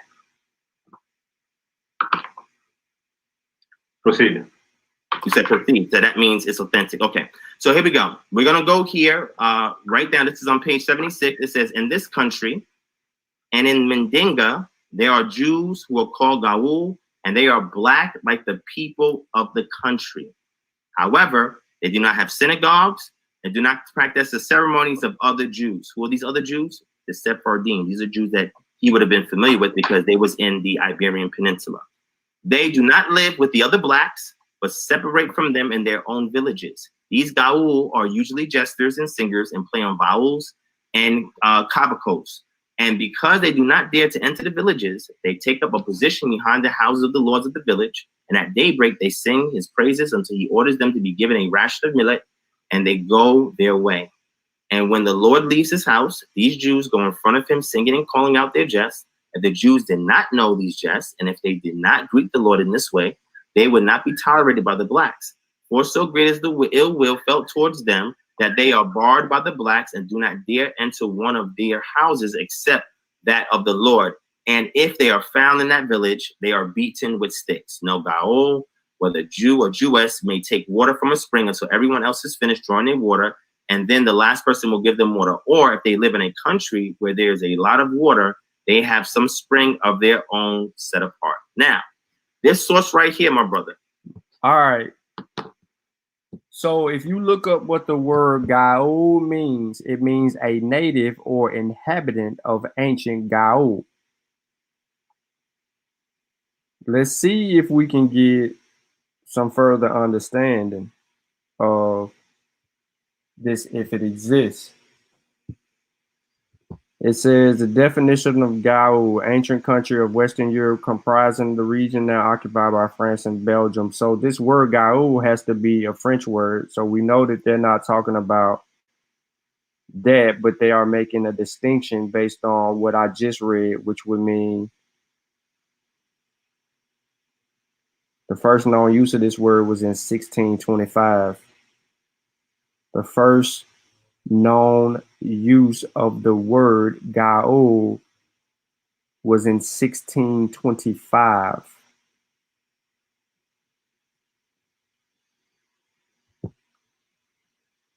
Give me a second, y'all. I'm really trying to ride this thing out. All right, so let me find it in Wolof.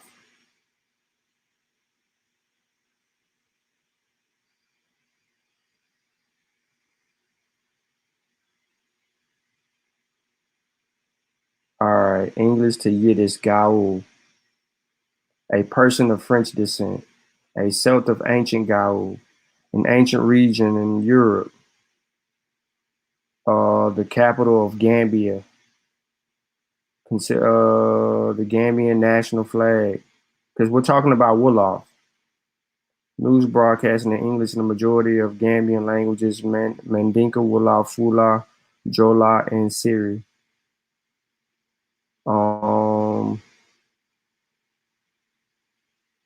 Translation of this word, similar spoken pronunciation. Gaou in Yiddish, meaning Yiddish example. Oh man, this is bad. Rodney states darkly they would learn that the gaous, our ancestors' addition of Wolof, is most commonly a language shared in Senegal.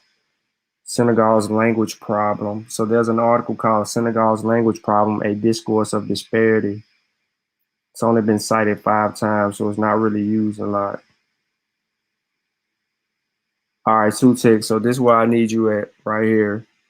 So in the book, it gives us a source reference number 12. 12.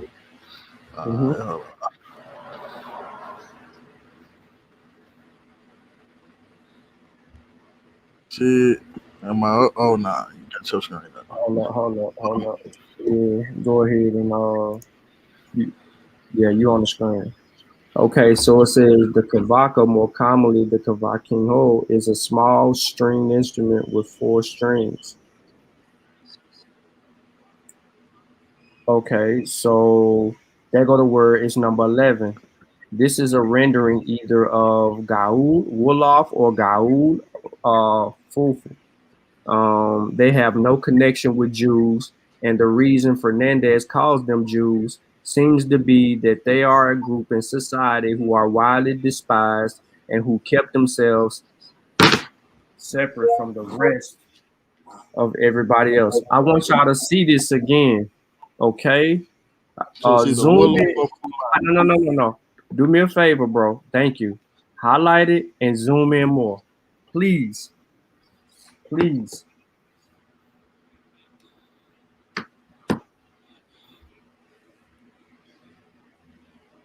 Let's see if you can get to go into what you want, 150 zoom.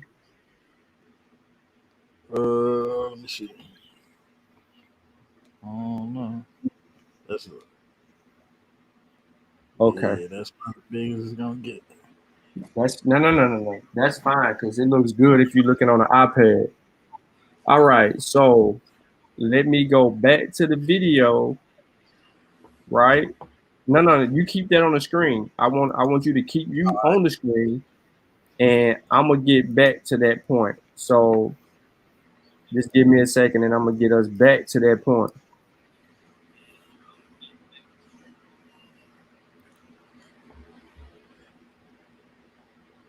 Right here, my brother, right? This is the time period we're talking about, 1495 to 1518, during 95 to, and then the last person will give them water. Or if they live in a country, at daybreak, they sing his praises until he orders them. And in Mendinga, there are Jews who are called gaou, and they are black like the people of the country. However, they do not have synagogues and do not practice the ceremonies of other Jews. Who are these other Jews? The Sephardim. These are Jews that he would have been familiar with because they was in the Iberian Peninsula. They do not live with the other blacks, but separate from them in their own villages. These gaou are usually jesters and singers and play on vowels and kabakos. And because they do not dare to enter the villages, they take up a position behind the houses of the lords of the village. And at daybreak, they sing his praises until he orders them to be given a ration of millet, and they go their way. I want to stop right there real quick. Now, and then it continues to say, and when the Lord leaves his house, these Jews go in front of him singing and calling out their jest. If the Jews did not know these jests, and if they did not greet the Lord in this way, they would not be tolerated by the blacks. For so great is the ill will felt towards them that they are barred by the blacks and do not dare enter one of their houses except that of the Lord. And if they are found in the village, they are beaten with sticks. He reads that part. Then it says, no gaou, whether a Jew or a Jewess, may take water from a spring until everyone else has finished drawing water. And then the last person will give them water. And then it'll continue to go on. But on the screen, when we go to the source of gaou, it states that this is a rendering either of gaou, Wolof, or gaolo, Fofi, y'all just said Fofa. So they have no connection with Jews.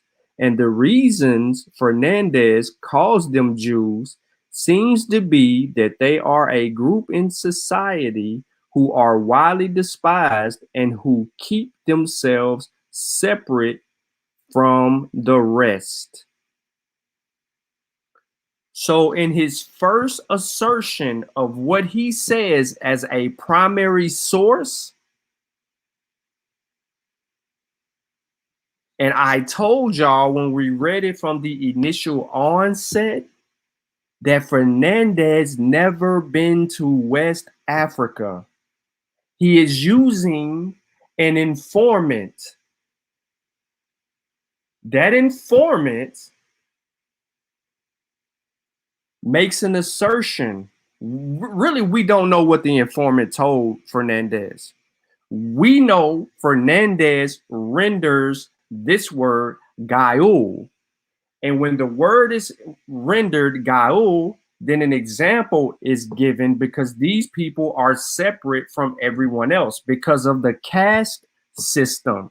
If you know anything about West African culture and traditions and the way their caste are set up, those praise singers and griots do not live among everyone else when they're doing what they're doing. Period, point blank. They're separate. These castes have always been separate. However, the source, his source, specifically tells us, and this is why I said, Sutek, go to the footnote, go to the source. He clicks on the source. It takes us to where we need to be. We find the rendering of the word gaou and what its implications are. And the author tells us that these people were not Jews. These blacks that he said were Jews in West Africa are not Jews. This is not us saying this. This is the source that he uses. But remember, Divine states that he uses scholarship and that he is a part of an academy and that what they deal with is scholastic, non-biased research. However, how did you miss this?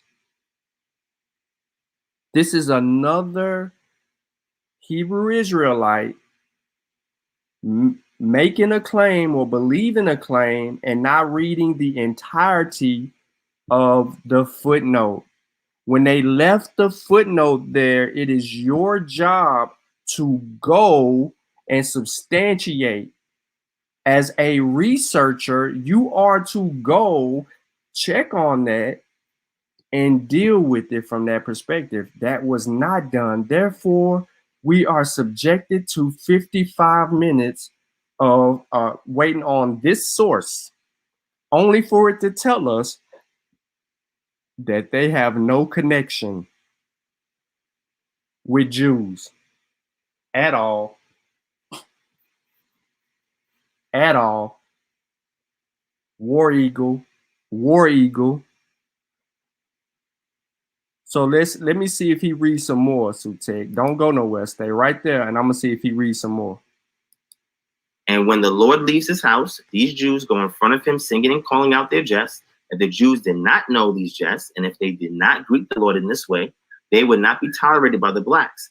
For so great is the ill will felt towards them that they are barred by the blacks and do not dare enter one of their houses except that of the Lord. And if they are found in that village, they are beaten with sticks. No gaou, whether Jew or Jewess, may take water from a spring until everyone else is finished drawing their water, and then the last person will give them water. Or if they live in a country where there's a lot of water, they have some spring of their own set apart. Now, this source right here, my brother, right? This is the time period we're talking about, 1495 to 1518, during that time period, because this is when the voyagers and the travelers went into that region during that time, and they were trying to make alliances with the people of the Wolof Empire, the kings of the Wolof Empire, right? Or noblemen of the Wolof Empire in Mandinga country. They said there are black Jews that are there that live separate. They're Jews that look exactly like the people there. However, their customs differ from other Jews. He's from Portugal. They're familiar with the Sephardim. By this time period, 1492, you had an expulsion of Jews that went where? Sao Tome and Cape Verde, correct? And then they started to settle along the west and central coast of Africa, right? As Nuevo Christians. And some of them still as Portuguese Jews. I'm gonna bring up the paper from Janice and Levi in a second, right? Would you agree with that, at least to this point, my brother? All right. So he wants the brother to agree to a faulty premise, and the brother has no idea that the footnote says this has no relationship, none, with Jews.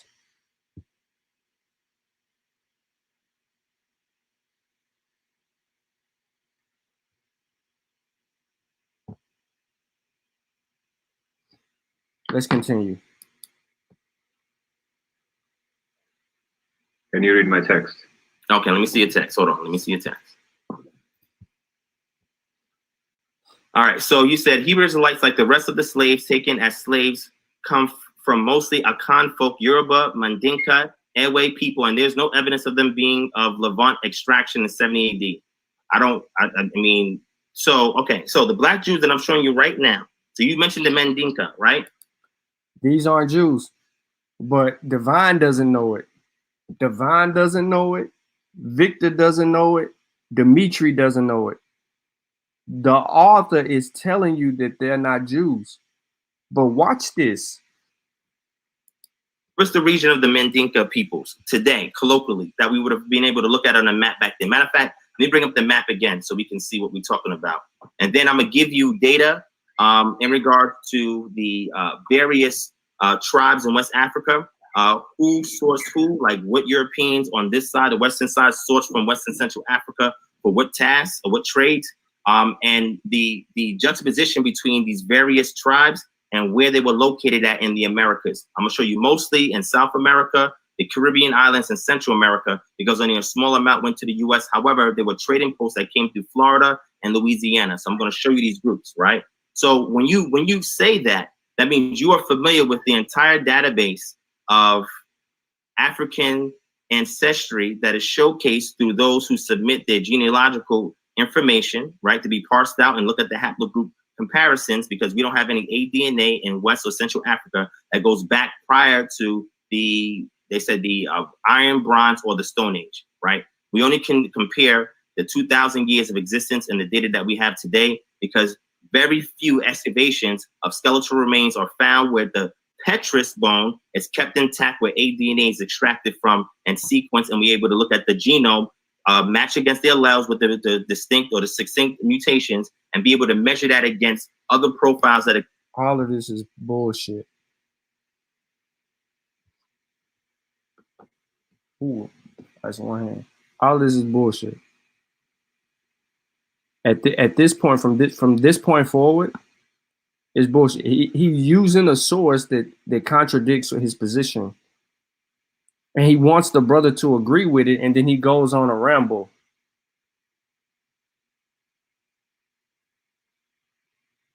And luckily, Sute, because I ain't got this book, but luckily, Sute got the book. If he didn't have it, I know somebody else who had it. I just didn't want to hunt it down. So let's see what else he said. To people that submit their DNA, right? So I'm gonna show you the map. Show me where the Mandinka is on the map, because you said you went to school for this, right? I want to make sure that the people understand what it is that you're saying. Let me bring up the map again that I had brought up earlier, all right? Bring up the map. Let me zoom out real quick. Off of Guinea. All right. Here's the Wolofs and the Mandinkas, right? So today, what would this be today, my brother? What country would this be today in West Africa? That don't matter. Let me see. I'm gonna read what you say in the chat, because I know you said you can't talk much. Please let us know. Matter of fact, let me zoom in because it might be kind of small. It don't matter what it says. You can zoom in and do all the stuff you want to do. All right, here we go. So you said the Mandinkas, right? We still got an hour of this video. We're gonna have to do a 2-part, but he probably gonna try to lock the video. Don't worry. Don't worry. He can lock it all he wants to. I'm not in. Yeah, Shepo. He is probably Bantu. I'm not on the YouTube. Victor, are you Bantu? I'm not on the YouTube page, so he can do all he want to do. I'm not on the YouTube page. I got it. So Divine, if I know you're listening, I know one of your fan favorites probably sent you or inboxed you this, because I think you are subscribed and you do get certain notifications, but you've been caught red-handed and didn't even know it. You were clueless of what just happened to you. You just had the biggest uh-oh moment in your scholastic history right here on the Masa Warrior Clan. Again, another Hebrew makes the same error. Another person claiming to be a Hebrew Israelite makes the same error. First, it was Gideon and all of his flunkies over there on that other platform with the Benjamin of Tudela claims. And now you make the same mistake. Your research methodology is hella flawed, my guy.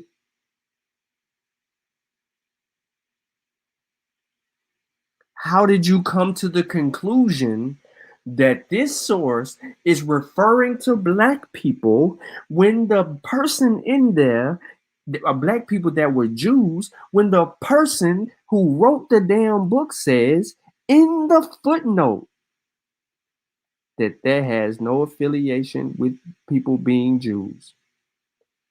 And prior to that, you don't even read the part where it says Fernandez never went to West Africa. So there was multiple errors here. Now you supposedly had read this work because you knew exactly where to go in the reference your argument and set it up so that you can make these small little points to try to prove some type of Jewish or prevalence. But let's see what you say. I'm gonna skip ahead a little bit because you still got the map up. You're trying to get this brother to agree to something that he don't want to agree, that he knows nothing about. You see, my brother? And what makes this even more fitting for us is the fact that Benjamin Njai, father, is from Senegal. Our Mboka clothing line is affiliated with brothers in the Gambia. Aziz Falls, a Masi warrior clan member, is Wolof. Do you see where I'm going with this? We have two brothers on the Masi warrior clan who are from the region that you're referring to, and that have been back to the region that you're referring to, and still have family members in the region that you're referring to who are Wolof. Ben is Siri. So Aziz is Wolof, Ben is Siri. But our Mboka brothers and sisters are both, Wolof and Siri, and I forgot what the other brother was. That's neither here nor there. The point of the matter is in the back of the book, this is a rendering either of Gaou Wolof or Gaola, the Fulfi. They have no connection with Jews, and the reason Fernandez calls them Jews seems to be that they are a group in a society who are widely despised and who keep themselves separate from the rest. This is the Gambia River right here. See? Starts out from this bay right here, and it empties right in, and it goes right here. This is it right here. All right? And it fizzles out as it goes further inland. All right? So this is the Gambia today, right? This is where it's at today, right? Now, my question to you is, north of this will be Senegal, Wolof territory, right? But in those times, Mandinga country consisted of a large portion of this land. It didn't have these boundaries, right? So it consisted of a large portion of this land right here, where you can see my mouse going, right? But the Wolof Empire was north of where this river was at. The Mandinkas, most of them were south of this river, right? So were there slaves, Americans that's found over here in the Americas, sourced from Senegal and Gambia? Because as you can see, the rest of Senegal, as it is today, also surrounds the Gambia and comes all the way down on this area right here. It's a large landmass, right? It's a huge country right here. We're talking about the sub-Saharan portion, which would consist of the Gambia and South. So were there Americans today who have African ancestry from this region? Yes or no? Because they have a database. Matter of fact, I put the website so you can see the database of, oh, he left. Okay. I'll wait to see if he can come back. But what I was gonna say, I was gonna put up the database for him to show him where slaves were taken from West Africa and what Europeans took them, where they placed them, why they had them there, what they were working on, whether they were domestic or in the field, etc. Right? All that data is known, right? Matter of fact, slave voyage, matter of fact, let me bring it up.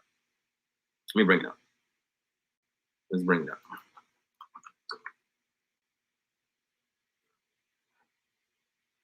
All right. Slavevoyages.org. This is at Emory University, responsible for helping to make this possible. I went there and I saw the exhibit before coronavirus. Let me show it to y'all. Here's slavevoyages.org. All right. All right, so now he's using slave voyages, and he's stuck here because he's going to pull up these names right here. And it really means nothing. He's even doing this. Look, hold up. You see this? It's just a slave voyage pattern. So let's see where he goes after this. The guy comes back. Pull it up. All right. Are you familiar with Joseph E. Holloway? You can say yes or no in the back chat. All right. So now he's going with Joseph E. Holloway, The Origins of African American Culture. So Joseph E. Holloway, give me a second, ladies and gentlemen. Joseph E. Holloway wrote the book Africanisms in American Culture. Sutek, I'm gonna share on my end, but let's see if you got this text. Keep that to the side. We might need to come back to that. But I'm gonna share my screen real quick because he's going to some book that's saying the origins of African American culture. Now I actually have the book Africanisms in American Culture. The book. Let's see where he goes. Let me know.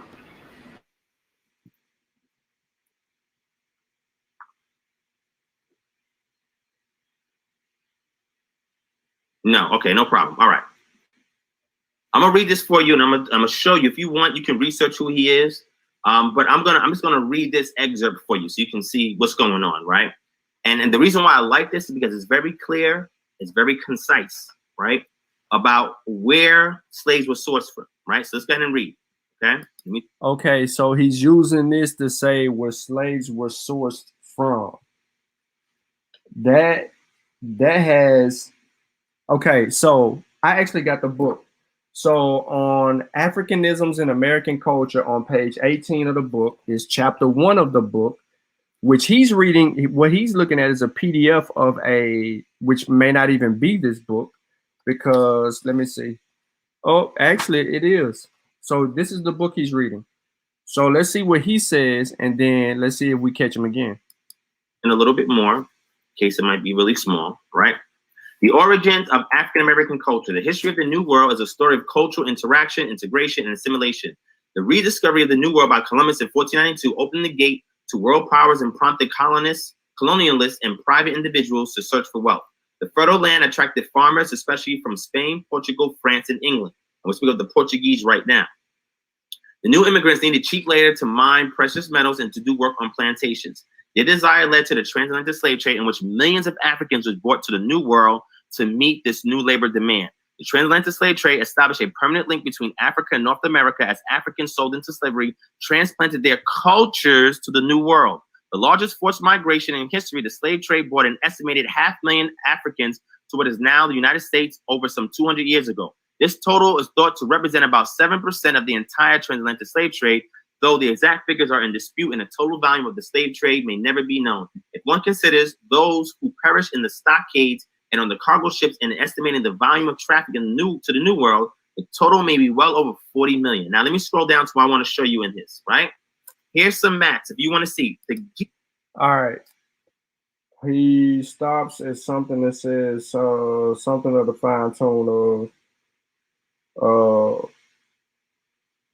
the transatlantic slave trade started permanently between Africa and North America as Africans sold and transplanted across the New World.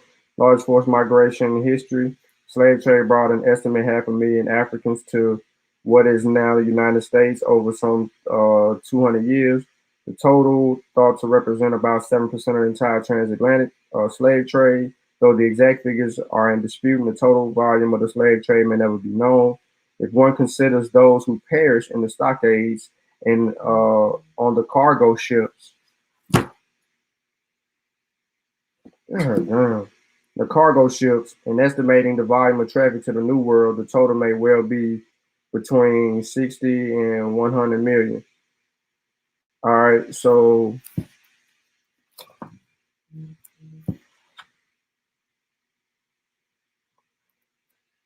Then he goes on to show the two maps.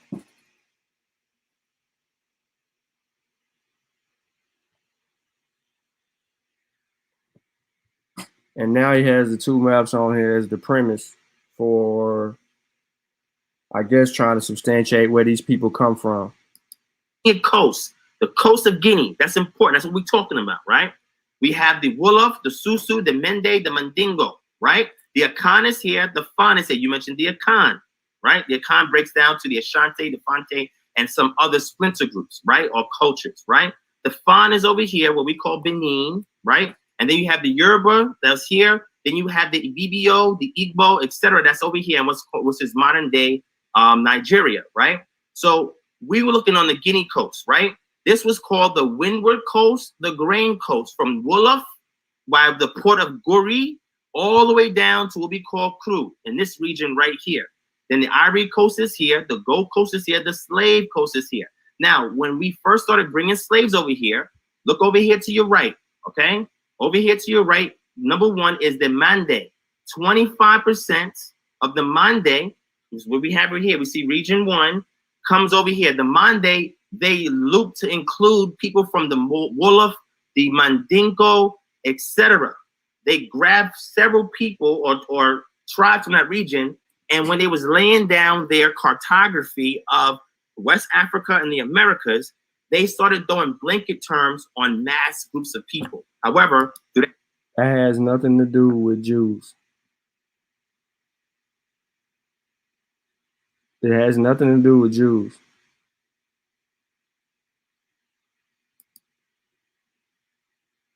It has nothing to do with Jews. He was dead at the 55-minute mark. So what I want to do is I want to part 2 this guy.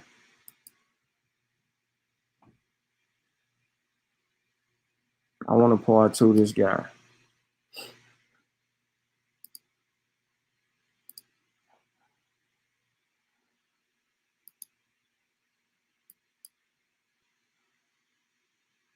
I want to part 2 him.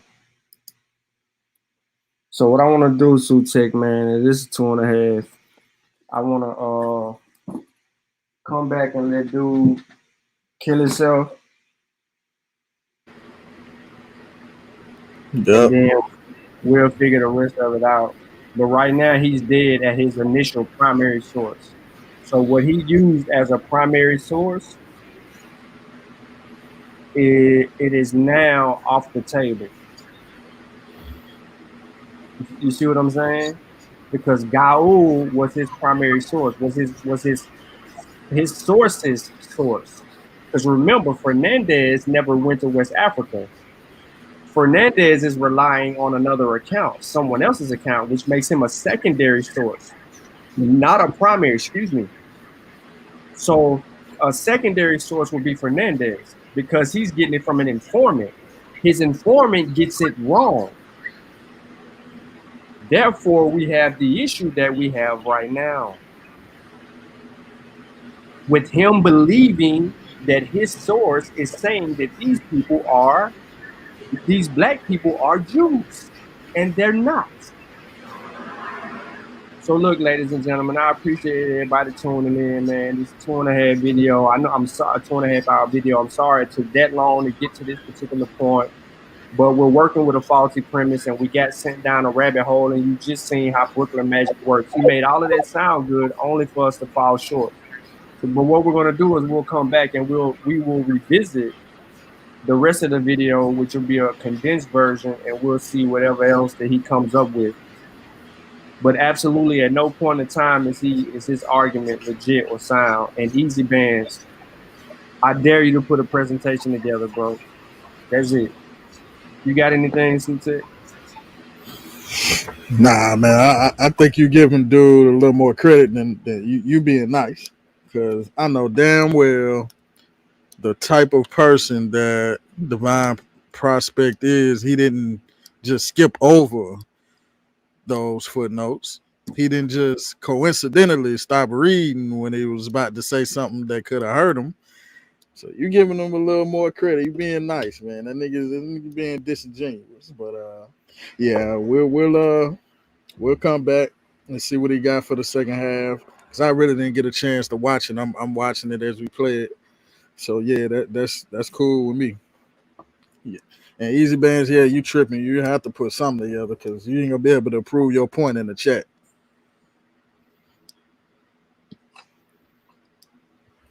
But yeah, man, get the book. Get volume 4. Volume 4, Spear Masters. We put out a good work.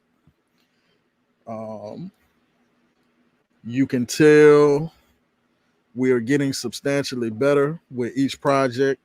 So, man, check us out. Support your brothers, man. Get Spear Masters Volume 4. I dropped the link in the chat on the way out. That's all I got, man. Yeah, man, get our book, man. We worked hard on that book. Make sure y'all get it. I mean, y'all can share this particular show. I mean, there was 40 people, 40-something, 50-something people in here at one time, all to hear the Jewish talk. I figured a lot of y'all are religious heads, and we don't really do that over here. We stick to West African history and culture. And I just don't want to bore people to death and making this a long drawn out video, knowing that he was dead at the 55-minute mark when he began to read his so-called primary source. So as soon as we got to his primary source, his lack of scholarship kicked in. And just using proper research methodology would point you in the direction of knowing how to actually substantiate the claim being made in the book. The author never makes the assertion that these people were Jews. They were black, but they weren't Jews. So how could you conclude that these people were that? And how could you conclude really that Fernandez was a primary source? He's not. He's using a secondhand account. He is listen, this is what he's primarily doing. He is primarily relying on an informant who gets it wrong, who says that these people were gaou. He gets that right. But then he makes the assertion that these people were Jews. He gets that wrong. Just because they separate themselves from the rest of everyone else, because these people sing and dance and go off on their own. You made 3 mistakes in that part of it. You made mistakes earlier on when you start making your whole mumbo jumbo argument, because remember, you set the premise for your argument at the beginning when you said that Jew, and this, and then you took us around the world and said, this is why you're a Jew, and this is this, that, and the third. You did all of that to us. And then you skipped and went to a website and talked about you going to be writing, making your argument at this place, supposed to be 2021, but COVID hit. That was 2019, 2020. We're in 2021 now. You can't mask up and do this. You can't Zoom this. Y'all, you mean to tell me that this jewelry foolery can't Zoom? So we read your source. Then we go to the footnote of your source, and we draw out the expansion of what it actually was saying.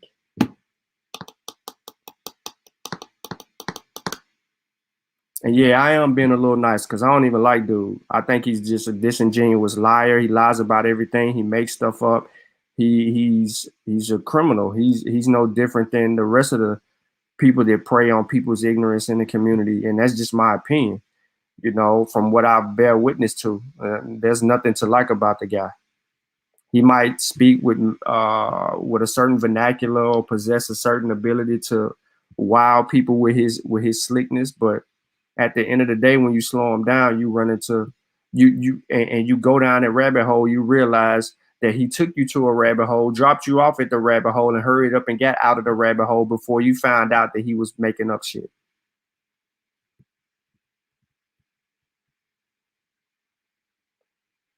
So I appreciate everybody for tuning in. I'm not going to extend this out any further.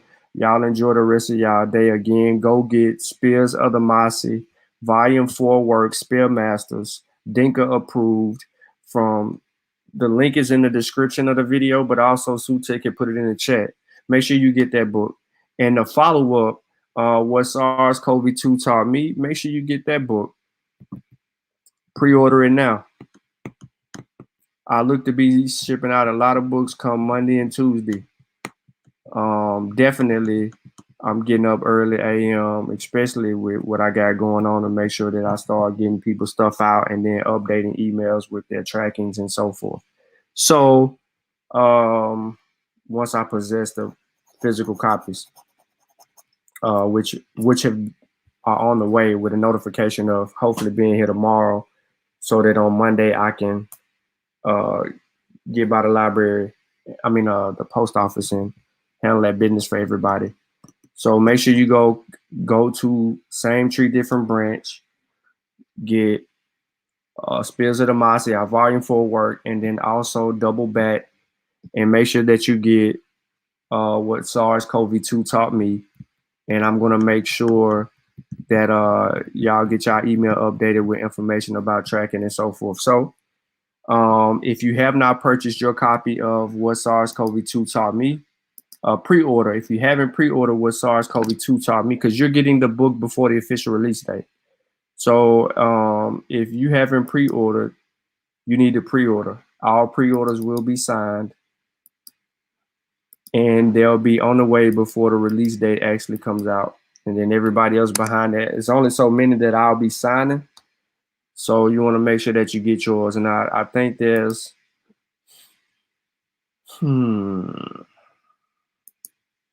there's been some other orders that have gone in, and there's only going to be a limited amount of signed copies. Yep. We just had somebody else purchase. So shout out to them, to those people. And we're going to get it in.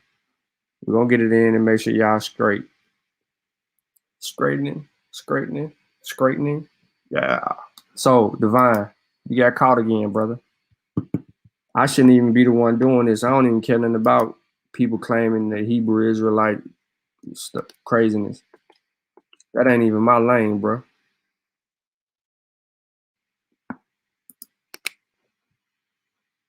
Y'all already know what to do on that note. Oh, let me read the chat.